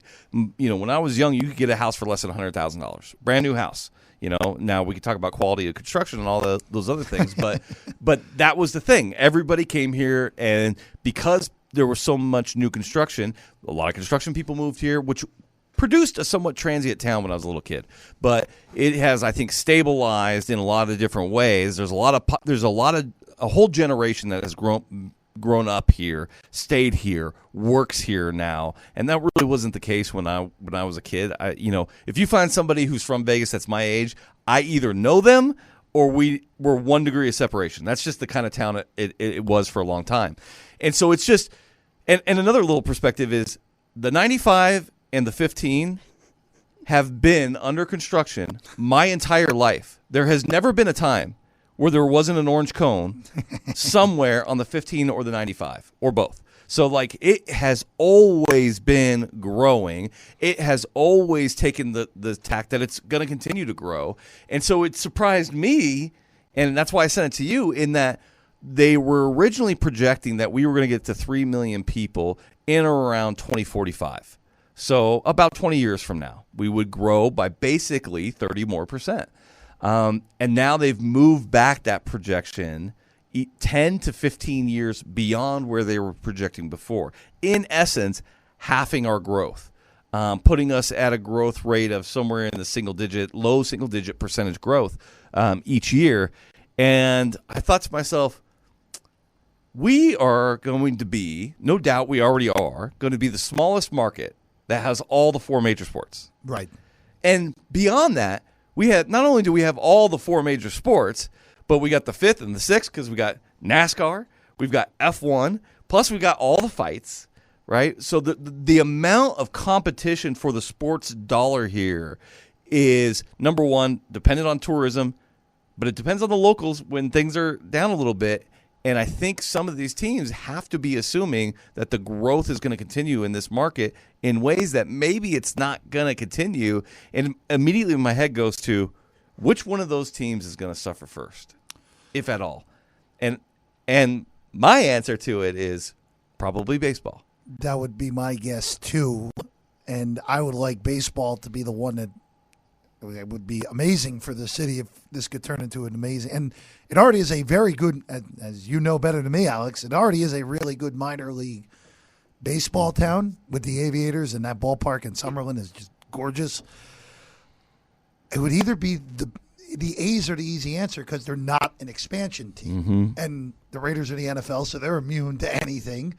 And the Knights are this city's. And when the NBA team comes, it'll be this city's expansion team. So it'll just be a little bit cleaner more than anything else. Right.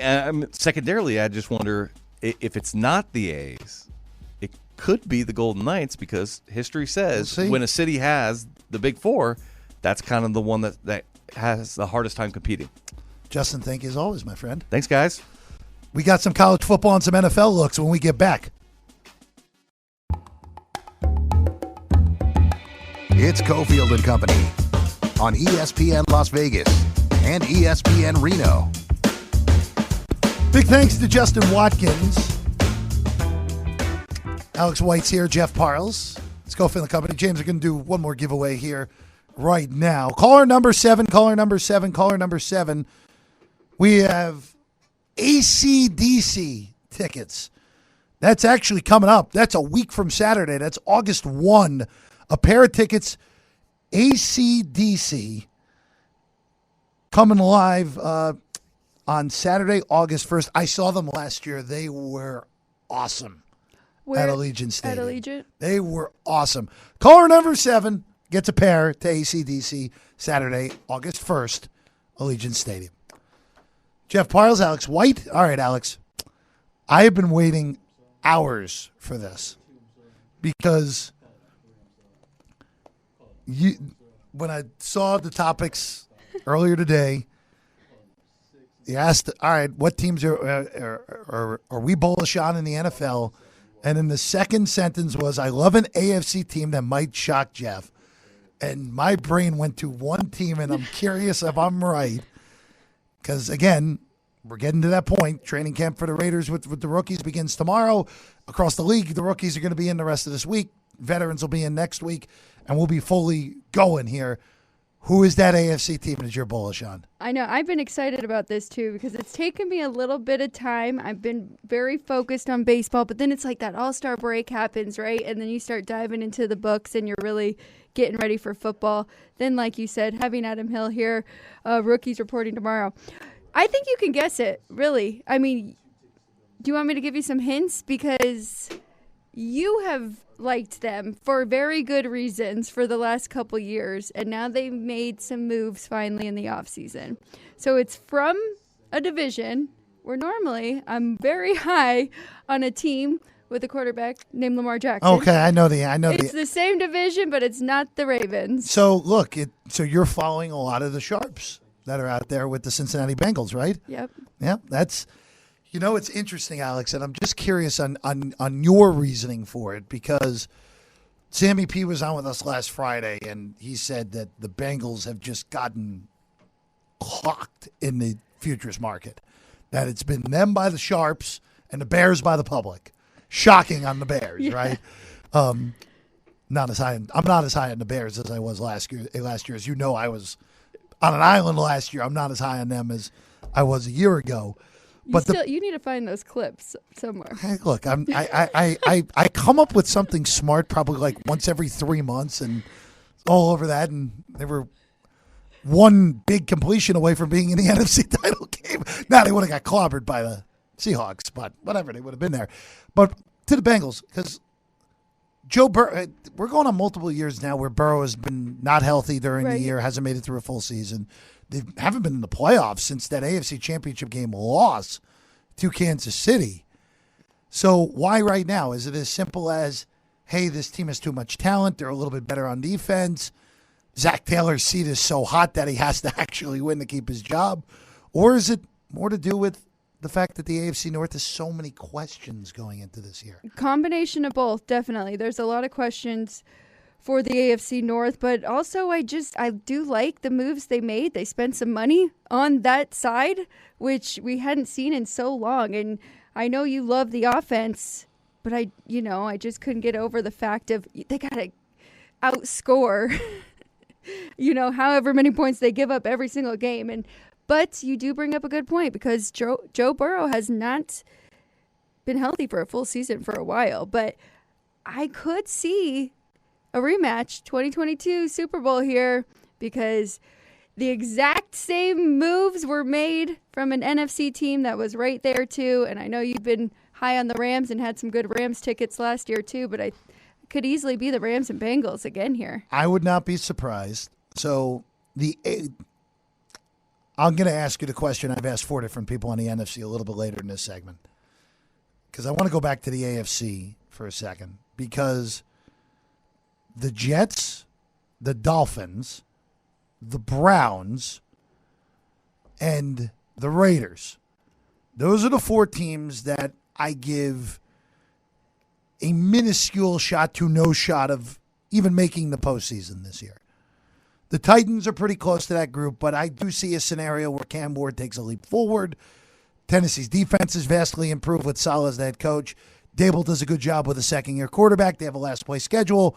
I could see a world where somehow they go 10-7 and sneak in the back door and make the playoffs. I could see it. Some unlikely. regression probably coming for the Jags. Oh yeah. And I'm not buying Indy, and I think Houston's pretty clearly the best team in that division. But they have a big question at quarterback because Stroud was awful for the most part last year. But 12 out of 16 have a shot to make the playoffs, and that includes a Pittsburgh team that I think will likely not be good. But I didn't think they were going to be good last year, and even with Tomlin gone, I don't think going from Tomlin to McCarthy is that big of a downgrade, if it is a downgrade at all. And again, it's more just what version of Aaron Rodgers am I getting? Even though Aaron Rodgers reuniting with his family, who knows? I mean, that's just I was just going to say. Completely out of left field. He's on a bonding tour, so who knows? We might get the best version. The ayahuasca must be strong this go. Look, I think the AFC, of those 12 teams, I think 9 of them have a legitimate shot to make the Super Bowl. And we had a shocker in the Super Bowl last year in New England. It would not surprise me again if we have someone that is off the radar. Now, Cincinnati is getting bet by sharps, but I don't think the public is realizing that they are a threat. It would not shock me if they make it. I'm so curious to see what Baltimore's like now that Harbaugh's gone. I think that can go either way. Like, Definitely. Let's see how Minter is as a head coach. I think he'll probably be good, but I'm never judging a guy with no head coaching experience ever again. No idea until he actually does it. There are guys that I trust that like the Chargers, but they're the Chargers. And then I do. The Chargers are fascinating. Yeah, and then the biggest question mark is what version of Pat Mahomes are we getting? Because if we get a healthy Pat Mahomes, oh yeah, that team. Huh? Yeah. If we get a healthy version of Pat, then all of a sudden, look, Kansas City has been hilarious the last 2 years, right? Like they get every single break humanly imaginable 2 years ago, win every close game. Really not that good, make the Super Bowl, get clobbered by the Eagles. Last year, they can't win a close game. Like, it was ultra regression both ways, where win every close game, lose every close game, Pat Mahomes tears his ACL. Even though they turned into the worst team in football without him the last 3 weeks, and some of that was, I think, a little bit intentional, but nonetheless, they're the whole question mark in this conference, because do they go back to what they were do they go back to what they were pre-last year? Where just every single thing that could go wrong went wrong. And that's what makes the AFC so extraordinarily difficult to bet. And that's why, I get why you like the Bengals. I get why a lot of Sharpies out there like the Bengals, because he's very possibly a team that finished in third place or maybe even the last place. Unlikely last place in their own division, because Cleveland, the Jets, and the Raiders are not a threat. But a third-place team from a year ago and off-the-radar second-place team from a year ago could make a deep run, maybe even represent the AFC in the Super Bowl. We usually look at it more like AFC is deeper, right? And then NFC is a little bit more top-heavy with those. Especially in recent years, yeah. Because you forgot a team that also has a new head coach in the AFC with the Buffalo Bills. So it'll be intriguing to see what Joe Brady can do, and if they can finally get over the hump. So I have no clue what to do with the Bills this year, because last year just felt like the year you had to do it, and they didn't. And now, look, who knows? Maybe McDermott was holding him back. New stadium as well. Curious how that week 2 matchup, which Detroit week 2, fascinating game right out of the gate with the highest total in those first 2 weeks already. I don't know what to do with the Bills. I think they'll win the East, because I think New England is hard regression and the other two teams are terrible. So I don't know. I really don't know. And then on the NFC side, Alex, I've asked this of multiple people this week. If we're not taking Seattle or the Rams, then who are we taking here? Like, who do we look to in the NFC if it's not the two teams that played for the NFC Championship a year ago, who I think the Rams and the Seahawks have separated themselves from the rest of the NFC. I think the Rams roster, if Stafford stays healthy, is as close to flawless as you can get in this league. And again, last time the Super Bowl was at SoFi, the Rams won the Super Bowl. So if we're not going Rams or Seahawks, is there anywhere you'd look right now or no? The Rams are loaded, and their whole issue last year was just a young defense, right? But they still played fairly well. The first half, very good. Second half kind of, showed up a little bit. Teams figured them out. But now I do think that they have filled those holes very nicely. If I would look anywhere else, I would look to a team in the North. The Lions have just been cursed the last few years, just had so many injuries. I still think they are full of talent and have a shot to win the NFC. So that's a potential one there. The East, the Eagles won it last year, so we got to pick a different team from that division, right? Oh, I think Dallas is the best team in that division. I like Dallas, too. I think I'm Dallas. intrigued. Washington is kind of this forgotten team now because of the bad year last year. We'll see if a healthy Daniels changes things. I think the Giants hype is nonsense. I think it's mostly nonsense. I don't think there is, even though Harbaugh is more of an adult than what was there previously, I'm not certain if that is as big of an upgrade as some people are making it out to be. And I think Dallas, again, I have still question marks on the coaching for Dallas, even though I thought Shoddy did better than expected last year. Way better. And he did good. But that offense is loaded, and that defense is going to be better. Yes. So they're the team in the. I think the only answer for me, I said Dallas. I think the only other one I would consider is Detroit, because I think they're in for a huge positive regression season. Last place schedule. Now, the bigger question is, again, this is now year 2 post Ben Johnson. Was he really the mastermind behind all this in Detroit? And we're going to really find out with the change, because Morden gone, new OC there in Detroit. But that last place schedule is so important. By the way, I think the Packers. I was going to ask. I think the Packers are the team to fade in that division, personally. You do? Yeah. Jordan Love or just in general? I just don't think they're that good. I think they're the team to fade. Minnesota, Kyler better stay healthy. And the Bears will have regression, even though I think the Bears are. I think, as always, with Caleb Williams-related topics at this point, everyone goes completely overboard to the negative with them. Where last year it was like, oh, it doesn't matter to Ben Johnson there. How can they possibly be that much better? They won the division. Yeah, they were a little lucky in the process of doing it, but they still won the division. Got to the divisional round and had a legitimate chance to beat the Rams. I think Caleb Williams is awesome.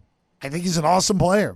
Would I bet him to win MVP? No, because I don't think the Bears are going to be good enough for him to win the MVP. And his number's way too short. But, again, 7 teams have to make the playoffs in both conferences, Alex. I think the Bears still could probably get there. We're going to get to college football a little bit later in the show because I'm very curious on your end on where you may be going. We'll get to that in the grab bag a little bit later. 5 o'clock hour, though, we got Myles Simmons. We got Arash Markazi. Got a lot of fun to come here on Cofield and Company. Final hour, you're way next. Live from the Findlay Toyota studio, you're listening to ESPN Las Vegas. 5 o'clock hour. Jeff Parles, Alex White in for Cofield. Cofield is back tomorrow. Cofield and Willie tomorrow on the show. Willie was amped up on Monday and Tuesday this week. He was amped. I'm sure they'll go over a lot of the WNBA festivities coming up, right? With the 3-point contest and the All-Star game. You know, I will say, Willie and I talked about it a little bit yesterday, I think, but there weren't odds yet. And I know you and I have had this conversation in the past, and I don't know if it will be the case this year, but the WNBA 3-point contest is historically the event that the bookmakers miss on the most, and it was mostly during the run where Allie Quigley won multiple times in a few-year stretch, and they just kept pricing her wrong, and it was the easiest money to hit the account you can possibly get. And the first year Sabrina won, it was mispriced also. Yes. Yeah. But be curious. Again, it's a field that's not as pinpoint as it seemed in the past of who was the correct favorite, regardless of what the books were doing. That's coming up this weekend in Chicago for WNBA All-Star Weekend. By the way, the Aces are in action right now in D.C., down by 4 in the second quarter, 26-22. Mystics in front early against the Aces. Now joining us, you hear him every Wednesday, Myles Simmons, Pro Football Talk. Myles, how you doing today, buddy? I'm doing well, guys. How are you? I'm doing all right. I have to start with where the last time I was on a Wednesday when you were on with the video game. Yes. I have to start there. Okay. Because I've really been playing it the last week for College Football Nice. 27. I've had the opportunity, had a little bit of quiet time over the past weekend, especially with the World Cup being over now. And Myles, I am upset. Because what did they do to the offensive linemen in this game? Oh my goodness. What did they do? Man. Oh my goodness gracious. You are preaching. What did they do? I did this last year too. Road to glory first to get used to playing the game and then get into the dynasty mode, which is chaos in its own right. And I just can't. I playing with the quarterback.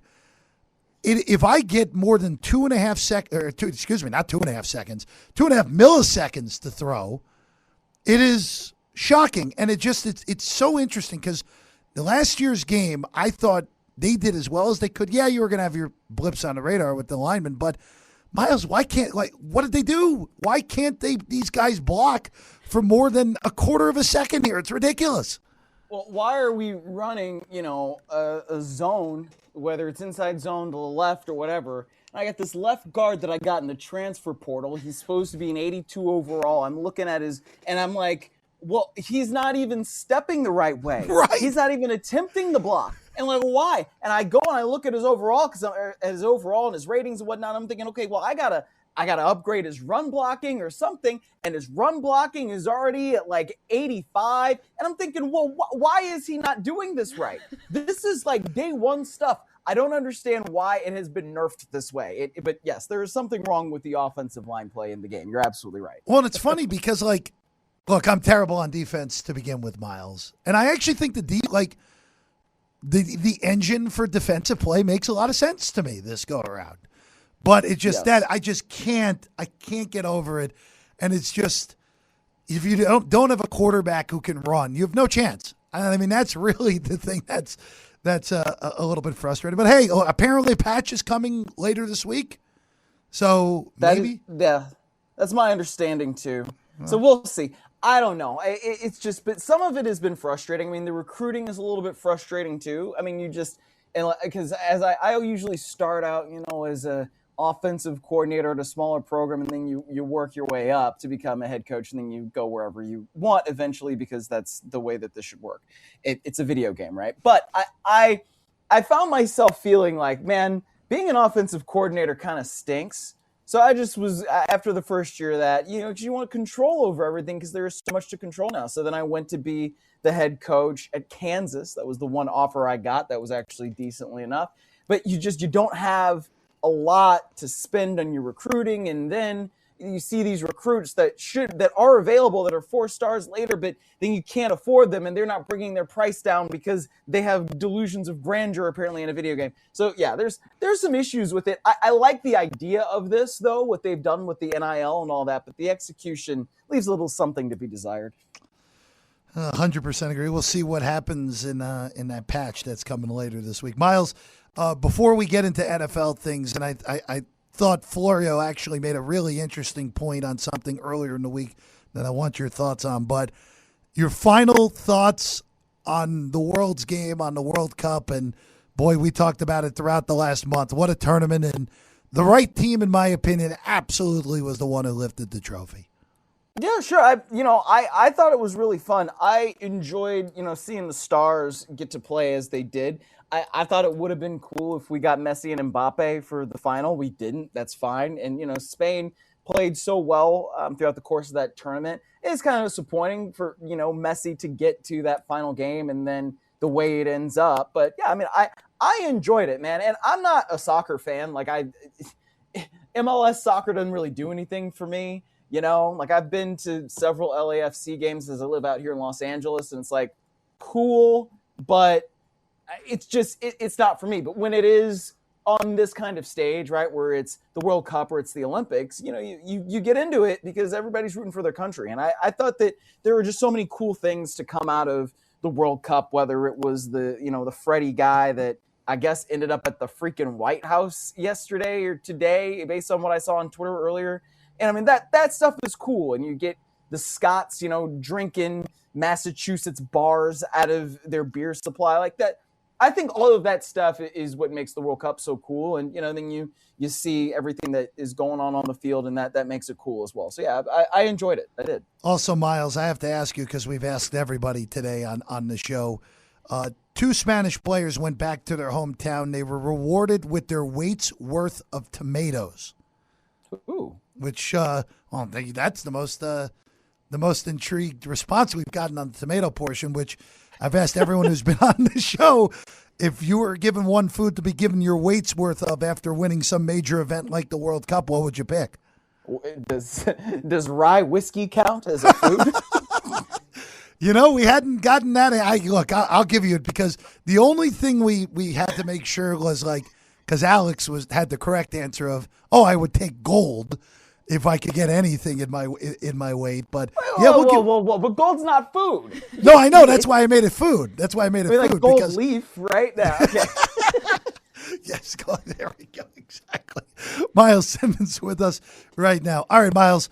One other thing that came from the World Cup, and we saw this over the weekend at MetLife, and George Kittle was one of the big names who put out a post on social media about why can't we have the grass fields all the time? You just did it for the World Cup. And then on Monday, Florio actually wrote something that I thought was pretty interesting on that, maybe not going at it as a full league-wide campaign from the NFLPA being the best tactic here. Maybe you start with new ownership in Seattle first and try to go one by one.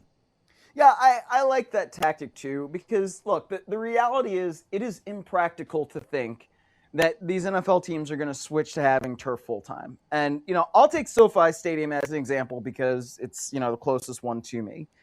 SoFi Stadium was built for turf, right? It was not built for grass. To have grass on that field and to have it to the World Cup standard, they had to rip out different seats. They didn't sell any of the field suites that are there, and they had to put in a bunch of sand and all this.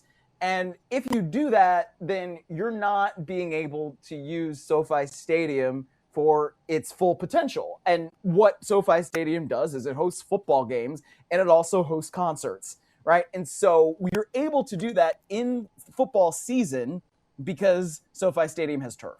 And so my compromise that I continue to propose, and nobody listens to me, and they won't, and that's fine because, who am I? But I think that the NFL needs to set aside $1 billion to $32 billion, $1 billion from each team in revenue sharing. But you can, or if it's just $1 billion, which I think this could be enough, and go do a study on making the greatest field turf ever known to mankind that really mimics the feel of grass. And I don't know why they can't do that. Because, look, if you divide $1 billion over these 32 teams, it's what owners wipe their butt with, right? So that, to me, is something that is worth the investment for the players and for what is really the product of the NFL. So, yeah, I think that Florio's saying, hey, look, that stadium in Seattle is one where it might make sense to have grass. Yeah, and it actually is. A, it's an outdoor stadium. B, you've got new ownership. And C, even though Seattle, has so much rain, and that's also, I think, part of why they have turf there, you have drainage systems that can be installed, and I think it would be easier to put that into a place like Lumen Field than it would be with SoFi Stadium, which is, I think the field is 90 feet below the surface level. So that's just impractical. You're not going to be able to do something like you have in Las Vegas or in Arizona where you roll that grass in there, right? And it grows outside all the time. there are practical ways and impractical ways of doing this. And so, yes, thinking of Seattle as a top target is a practical way of going about that. Myles, this is going to be a very broad question, but what's going on over at Pro Football Talk? What has you excited about the upcoming season right now?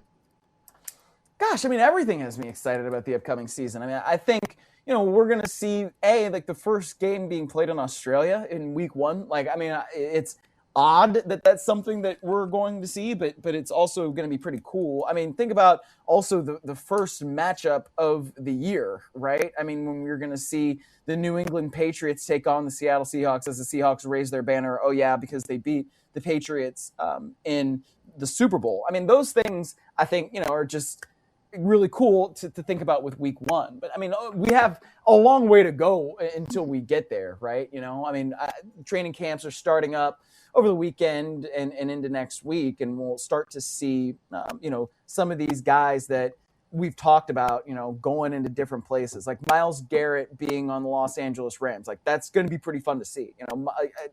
McDuffie also being a part of that defense on the Rams. That's going to be fun to see. What does Patrick Mahomes look like in training camp? I mean, I think everybody at this point probably is expecting him to play week 1, right? And I think that that's a fair expectation.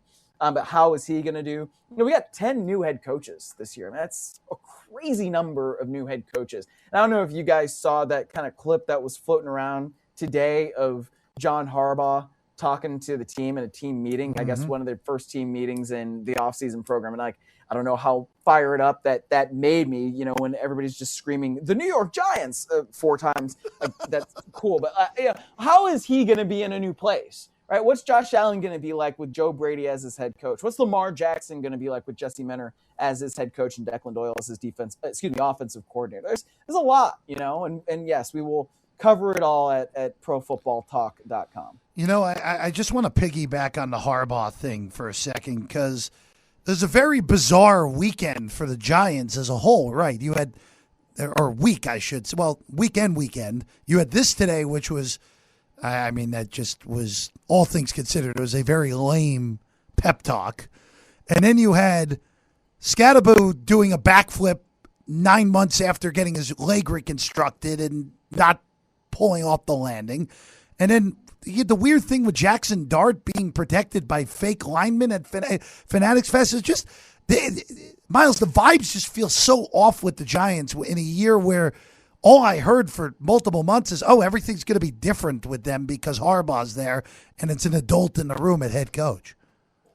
Yeah, I don't know. I texted a buddy of mine who also covers football earlier today when I saw that clip, and I'm like, man, this doesn't give me a lot of confidence for Harbaugh's Giants.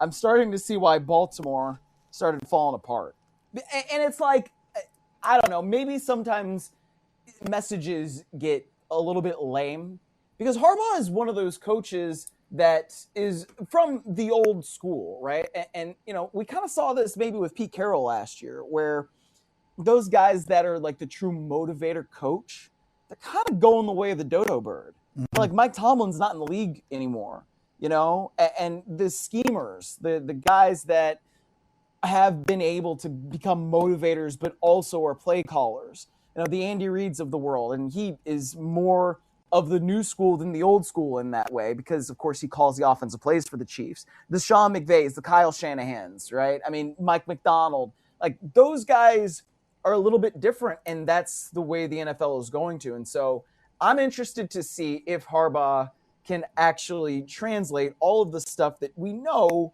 he has been good at in the past into a productive team, in 2026 with a new squad.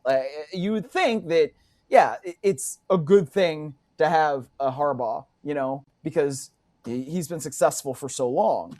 But I don't know. I mean, there's something to this perception, I think, right now of, hey, what exactly is going on there with the Giants? And I'm curious to see how that's going to unfold. And that division, again, the Cowboys, I think, are set up well. The Eagles are still there, even though there may be a little regression, even though, again, another team with a new offensive coordinator in Sean Mannion now backing up there with Sirianni somehow still in that head coaching position. Myles Simmons with us right now.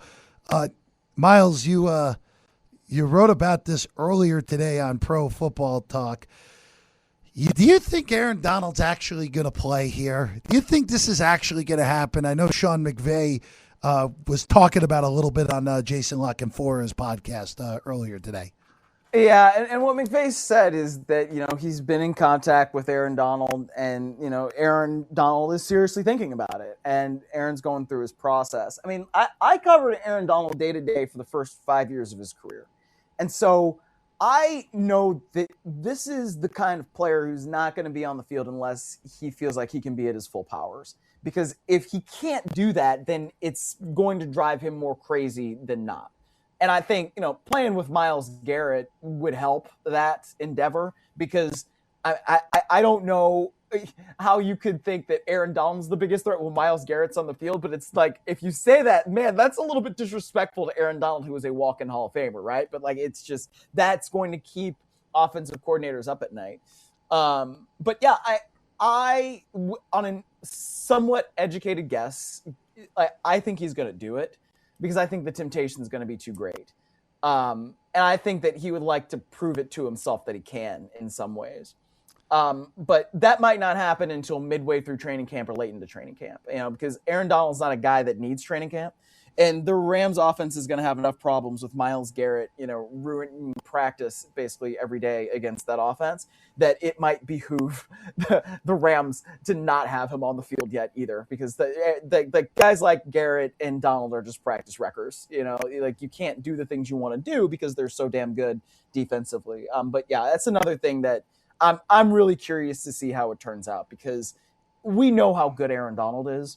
I think there's an interesting kind of maybe a known element to how good Myles Garrett really is, because he's played with the Browns for so long. And there are people who love the Rams that I know that really love Jared Verse and, how he's an ascending player, and think, well, why would the Rams go get Myles Garrett? And it's like, gosh, man, they're not giving up on Verse. You just have to give something to get something. And Myles Garrett is the best edge rusher of his generation. He's one of the best edge rushers to ever play the game.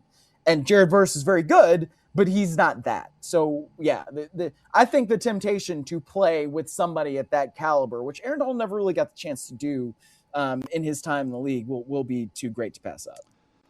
Pretty amazing, too, that Donald hasn't played in 2 years. He'll be 35, and we all know, if he decides to play, he's still gonna be one of the better defensive players in football. But again, first ballot cannon guy, it makes sense. Yeah, I mean, look, he's a guy that is still benching 150-pound dumbbells, right, on each arm. To be clear, which is just unfathomable to me. I work out, I try to stay in shape. I don't even think I could pick up a 150-pound dumbbell, let alone with one arm and bench it. This dude's unbelievable. So, yeah, I think he could do it. It's just a matter of, does he feel like he can be himself on the field? And we'll see. Myles, I've asked this question of Alex earlier in the show, and I've asked it a lot of people this week. If it's not Seattle or the Rams in the NFC, who's team number 3?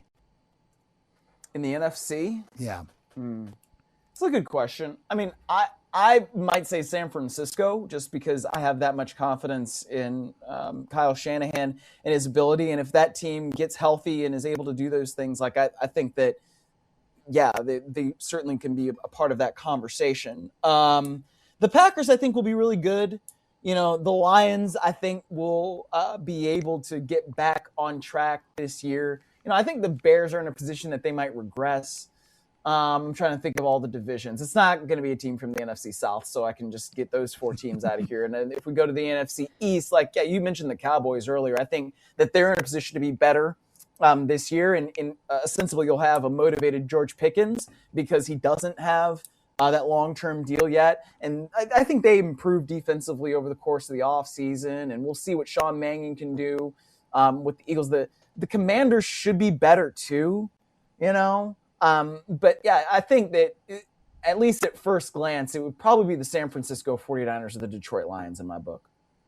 Myles, you had mentioned all the new head coaches, and it is pretty crazy, especially some of these teams that were such staples, like the Ravens now with Jesse Minter and the Bills with Joe Brady. What do you Who are you more intrigued out of those two? And then I want to ask you about a couple other teams in the AFC North. I'm probably more intrigued by Joe Brady, just because the Bills are, that team where we make excuses for them, and then sometimes we change the rules, and then things still happen where they lose. So, what was interesting to me about the Bills offseason? So they play in Denver in the divisional round. They lose. Josh Allen turns the ball over 4 times, including one of the most ridiculous, inexplicable decisions by a veteran quarterback I've ever seen. And they really turned the ball over 5 times total, right? And part of it was that he was thrown to a peewee wide receiving core. And I say that with all due respect to Brandon Cooks, who is a good veteran receiver, but, on the back, 3 or 4 of his career, right? And then the offensive coordinator and the general manager who put together the peewee receiving core get promoted. And I'm like, really? Sean McDermott was just the only problem. And Terry Pagula coming out there and talking, mess about Keon Coleman. And also saying that I looked in Josh Allen's eyes and, I knew we had to make a change. And the change is, putting the offensive coordinator in the head coach role. And I say this is not even a hater of Joe Brady or Brandon Beane. I've actually had very good personal interactions with both of them. But it's a process question to me, where I'm saying to myself, wait a minute, that's a little weird. So, yeah, that's why the Bills intrigue me so much, because they didn't win the division last year. The Patriots were able to jump them. Patriots played a softer schedule, but again, the Patriots have also improved over the course of this offseason. So we'll see what happens there.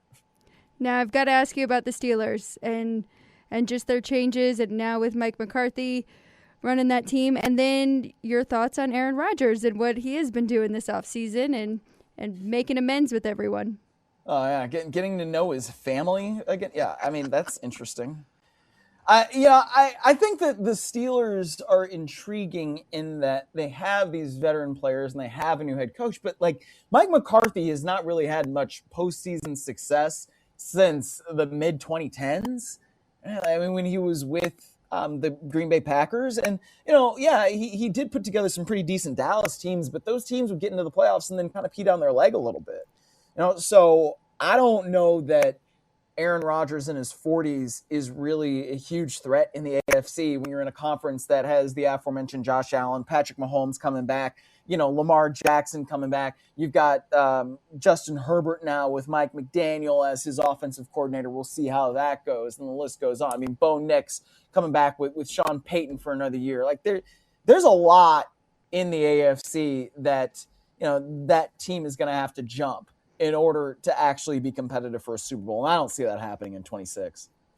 Myles Simmons, find his work over at Pro Football Talk. Myles, appreciate it as always. Hopefully the folks at EA were listening to all of us on the offensive line. Please fix that. That's all I ask. Seriously, for real. All right, take care, guys. Thanks, Myles. Myles Simmons of PFT. All right. We'll go back to L.A. next, actually. Our good friend Arash Markazi. He's a worldwide traveler, as we know, and didn't have to travel too far to see some things for the next big event that will be in the next big international event, I should say, that will be in the United States. We discuss that and more with Arash next. Cofield and Company. You're listening to ESPN Las Vegas from the Findlay Toyota studio.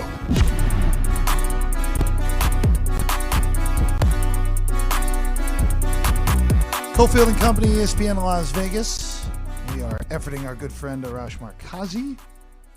Busy day for Arash. Arash was touring the venues we already know and love in L.A. because, Alex, the Olympics are coming to Los Angeles, which, by the way, I applied to have a chance to get tickets for the Olympics, which I can't even imagine. I know friends who have already, bought select tickets for it, and if you thought the World Cup was pricey, it's, it's just, I know that will be an awesome event when it comes around, and that's a few years from now, but we'll We'll see how it all plays out. All right, while we're getting Arash, Alex, I just want to go back to one more NFL thing to just put a bow on what we talked about the last two segments with Myles and then with you and I on what we're looking at right now.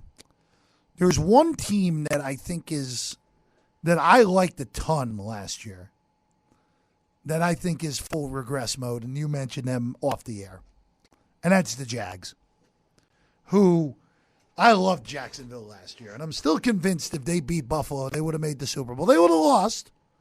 They would have lost to Seattle. I think that would have been a Trevor Lawrence multiple turnover fiasco, but they were very disappointing in that matchup against the Bills in that game. And I just wonder, with the lack of offseason moves that they were able to make because of the lack of cap space and the fact they're playing a first-place schedule, I think they're the number one regress other than New England, who is the obvious regress I think I've ever seen going into an NFL season.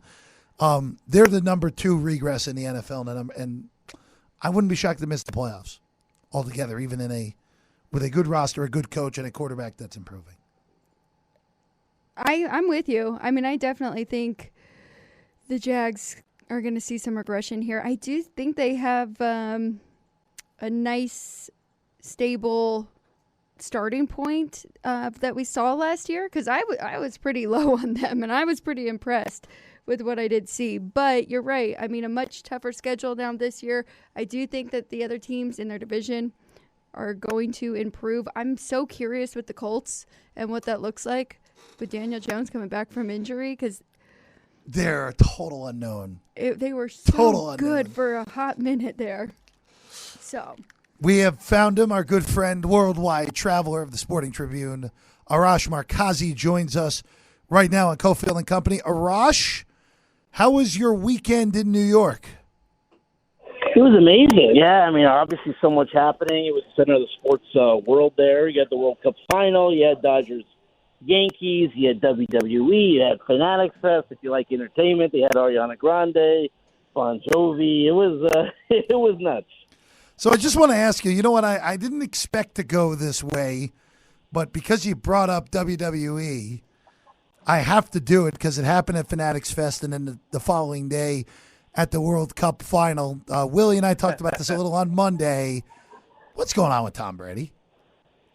Yeah, I don't get it because it's not like he has a lack of things to do, right? I mean, he is the number one color commentator in the Fox booth, so he's making a ton of money doing that. Part owner of the Las Vegas Raiders, and not just sort of like a silent part owner. I mean, has a big say-so with the team. So it's not for a lack of things to do. And again, listen, I mean, if he wants to do some crazy stuff at Fanatic Fest, like acting like The Undertaker and stuff like that, but to get into a physical altercation, flip the bird, obviously there's going to be a payoff here where he's going to probably go into the ring with Logan Paul or whatever. I don't get it. It makes no sense to me. Well, and not only that, it feels so off-brand. It's just so off-brand. Like, you think, and this was actually an article in Front Office Sports earlier today, or earlier this week. Like, you think of Brady with the luxury brands, and this is not to besmirch WWE, but you just don't think of WWE in the same light as that, especially not the Paul brothers. No, I mean, I think that's really like the surprising thing. It's that this is not. Listen, if they brought him in to be like a special guest referee, which maybe they'll do that, but like I don't know. For example, like this reminds me of the roast, right? Like why put yourself in a position where you're getting roasted like that? So this is on par with that. It makes no sense. There's people out there saying it's going to tarnish his legacy. His legacy is set in stone. It's fine. This is just a weird blip on the radar where I don't know why he feels the need to do this. Arash, let's put a bow on this because we've been asking everybody. Give us your final thoughts on the World Cup and you actually being there for the World Cup final between Argentina and Spain. It was amazing. I just thought the U.S. did such an amazing job. I mean, I really kind of focused on the West Coast, we covered all the games in Los Angeles, San Francisco, in Seattle. It was just such an amazing job. I mean, obviously it's been, explained why Vegas couldn't hold it and Allegiant and stuff like that. I mean, I really hope that gets corrected before it comes back again, because it will come back again. We're not going to have to wait 32 years or I think the U.S. really kind of showcased what a great venue and how many great venues that we have. So the World Cup was amazing. I already miss, those games. And again, it's a little bit like March Madness. I think like the highlight for me, no disrespect to like the final, was those days where you'd wake up at like 12 noon and you'd have a big match, and then you'd have another one at 3 and another one at 6 and another one at 9. Like it was just such a fun time. Arash Markazi with us right now, the Sporting Tribune, where you can find Arash's work. All right, we have to do it, unfortunately, because it's just dragging on. But will LeBron James sign with a team before the NBA schedule is released? Bill Arash. I think so. I mean, the fact that, basically, Adam Silver admitted that this is really the holdup because we should already have the schedule by now is crazy. Listen, as someone who covers the Lakers, I'm just glad that that's not something that the Lakers have to concern themselves with.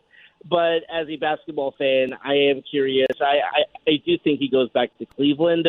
But again, all these rumors and things about maybe he's going to Miami, and they accidentally posted a YouTube link or whatever. I just think the story makes sense for him to go back to Cleveland. That is a team that I think they can compete for a championship. I don't think that they win the championship, but I think for like LeBron, if you get back to the finals even one more time and you lose to the Spurs or the Thunder, that's fine. I think he just wants to have one last run, one last season where he's playing significant games in June. So my guess is Cleveland, but who knows? I just want this to be over with. I think we're all in the same camp on this. At this yeah, it's just dragged on endlessly here. Any of those 3 Eastern Conference teams make sense, even though the Golden State part of the story would be very, very fun. All right, Arash, what were you doing today? So we're a little bit less than 2 years out from the LA 28, the Summer Olympics in Los Angeles. So they had a world press briefing. So we toured all the venues.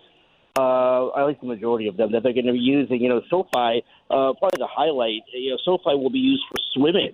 How amazing is that? That after it did this amazing job of hosting these World Cup games, it'll be used for swimming.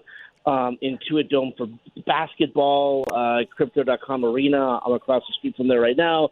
That's gymnastics and boxing. So, just touring the venues here, and just really, when you look at Los Angeles and Vegas, really sort of being this hub of sports for 2 years. We got World Cup, Olympics, but also Super Bowls and Final Four and college football championship games. It's just a great time.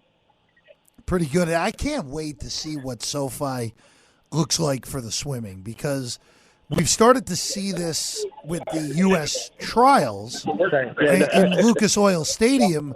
Obviously, a building that is every bit as big as SoFi, not as good, but every bit as big. But that I just love that the IOC actually decided to go that route. And of all, again, Intuit Dome's an amazing venue. All the venues around LA are great, but that is just such a unique opportunity for really the entire world audience to get to show off SoFi again in a light that we're not used to. Exactly. I mean, I think when you look at the popularity of swimming, and so they did a test run in Indianapolis 2 years ago, and it really did really well. And so when I'm looking at these pictures of what SoFi is going to look, it's going to look incredible. And Jeff, you saw it firsthand, the job that they did for the World Cup. So, listen, did they explain how they're going to build the pool out, and it's going to be part of the opening ceremonies? But really looking forward to how it's going to look, and just all the other venues as well. I think that they are ahead of schedule. It certainly looks like when you look at because in a lot of these other Olympic cities they have to build these venues. We already have these venues are built. And that's also the good thing with what you said with the World Cup, and why if it comes back in 12 or 16 years, the infrastructure already very much in place. Arash, we're getting close to the trade deadline. Obviously, the Angels are going to sell off, but we don't have to worry about them. But the Dodgers end of things, what needs to get done in this next week plus? Again, Dodgers are going to end up with one of the two best records in the NL. It's really just a matter of will they be the 1 or the 2 seed in the playoffs. Yeah, I mean, I think Tarik Skubal is still in play. I think a catcher is still in play for them. But I think the biggest thing when you look at the Dodgers is them just getting healthy, to be honest. It looks like Shohei's going to come back as a pitcher. He's still hitting, but he's going to come back at some point this month as a pitcher. But then when you look at how they won the World Series a year ago, it was Blake Snell, it was Tyler Glasnow, it was Shohei and Yoshinobu Yamamoto. And 3 of those 4 pitchers are not currently pitching for them. They get those guys back. They get Will Smith to come back. They get Kike Hernandez to come back. I mean, I really think the reinforcements that they need are on this team. And the biggest thing for them, and we'll see how this all plays out, no one is being ruled out for the season. All these guys are expected to come back before the postseason. So the fact that we're sitting here and they have the best record in baseball, despite not having their complete team, that tells me they're still in a very good position. Did I see that you – I don't know if you went, but there were tickets for the Yankees-Dodgers games for $20 or $30? So I did, yeah. I mean, okay. I went to a couple of those games, and, listen, I think we just touched on it, how much was happening in New York. But, I mean, that being said, it's Dodgers-Yankees, but I think what you had there was just so many people in New York saying, I'm not going to leave my house unless I have to. With the World Cup and the Fanatics Fest and these concerts and the yada, yada, yada, unless I have to leave my house. So, you had Dodgers-Yankees tickets going for $15. It was nuts. I want to ask you one more thing with the Dodgers and Shohei Ohtani. I'm very behind on this card collecting thing, but I have kind of picked it up as a little hobby here. And the prices that people will pay for Ohtani cards is just insane. Do you see that all over LA? No, so I learned about this, or at least learned more about it at the Fanatics Fest, and I am mind blown. I mean, you had kids walking around with briefcases, and these were no joke. I mean, these were $1,000 cards, and you had people walking around with chains with their card on it, and some of them, what was explained to me, they were worth 6 figures. I mean, I don't get it, to be honest, Alex. It's something that I collected cards as a kid. It was fun. It was tops. It was whatever, but what these cards are going for now. What makes some of them cool is if you get a patch of Shohei's jersey or if you get something like that. But still, some of these prices are outrageous. Yes, it is. Yes, they are. At the very least. Arash Markazi, the Sporting Tribune. Arash, thank you as always for hopping on with us, and enjoy the rest of your Wednesday evening. My pleasure. Thanks for having me. Of course, Arash Markazi. All right, when we get back, grab bag. We're going college football with Alex White and Jeff Parles on Cofield and Company. Cofield and Company presents Grab Bag on ESPN Las Vegas. Stick your hand in there, dude. Grab Bag, wrapping things up on a Wednesday. Jeff Parles, Alex White, JD doing a great job as always. Cofield's back tomorrow with Willie. All right, Alex, college football, quick chat here. You've gone in on the ACC so far. ACC had their media days last week. Dabo was Dabo yet again. I think Miami's the most talented roster in the country going into the year. I think they have no excuse to be worse than 11-1, assuming that one is in South Bend in the middle of the season. The crazy thing about Miami is, they clearly proved that they were one of, if not the best in the trenches, right? Oh, yeah. And then I feel like they've upgraded in quarterback. Not that Carson Beck, just at that point in his career, but now going out and getting Darian Mensah, they're definitely above the rest in the ACC. I am intrigued by another, and I know you like the Mustangs, which I can't fault you there because I do like SMU as well, but I am curious if we are undervaluing Virginia Tech. They're interesting, right? Yeah.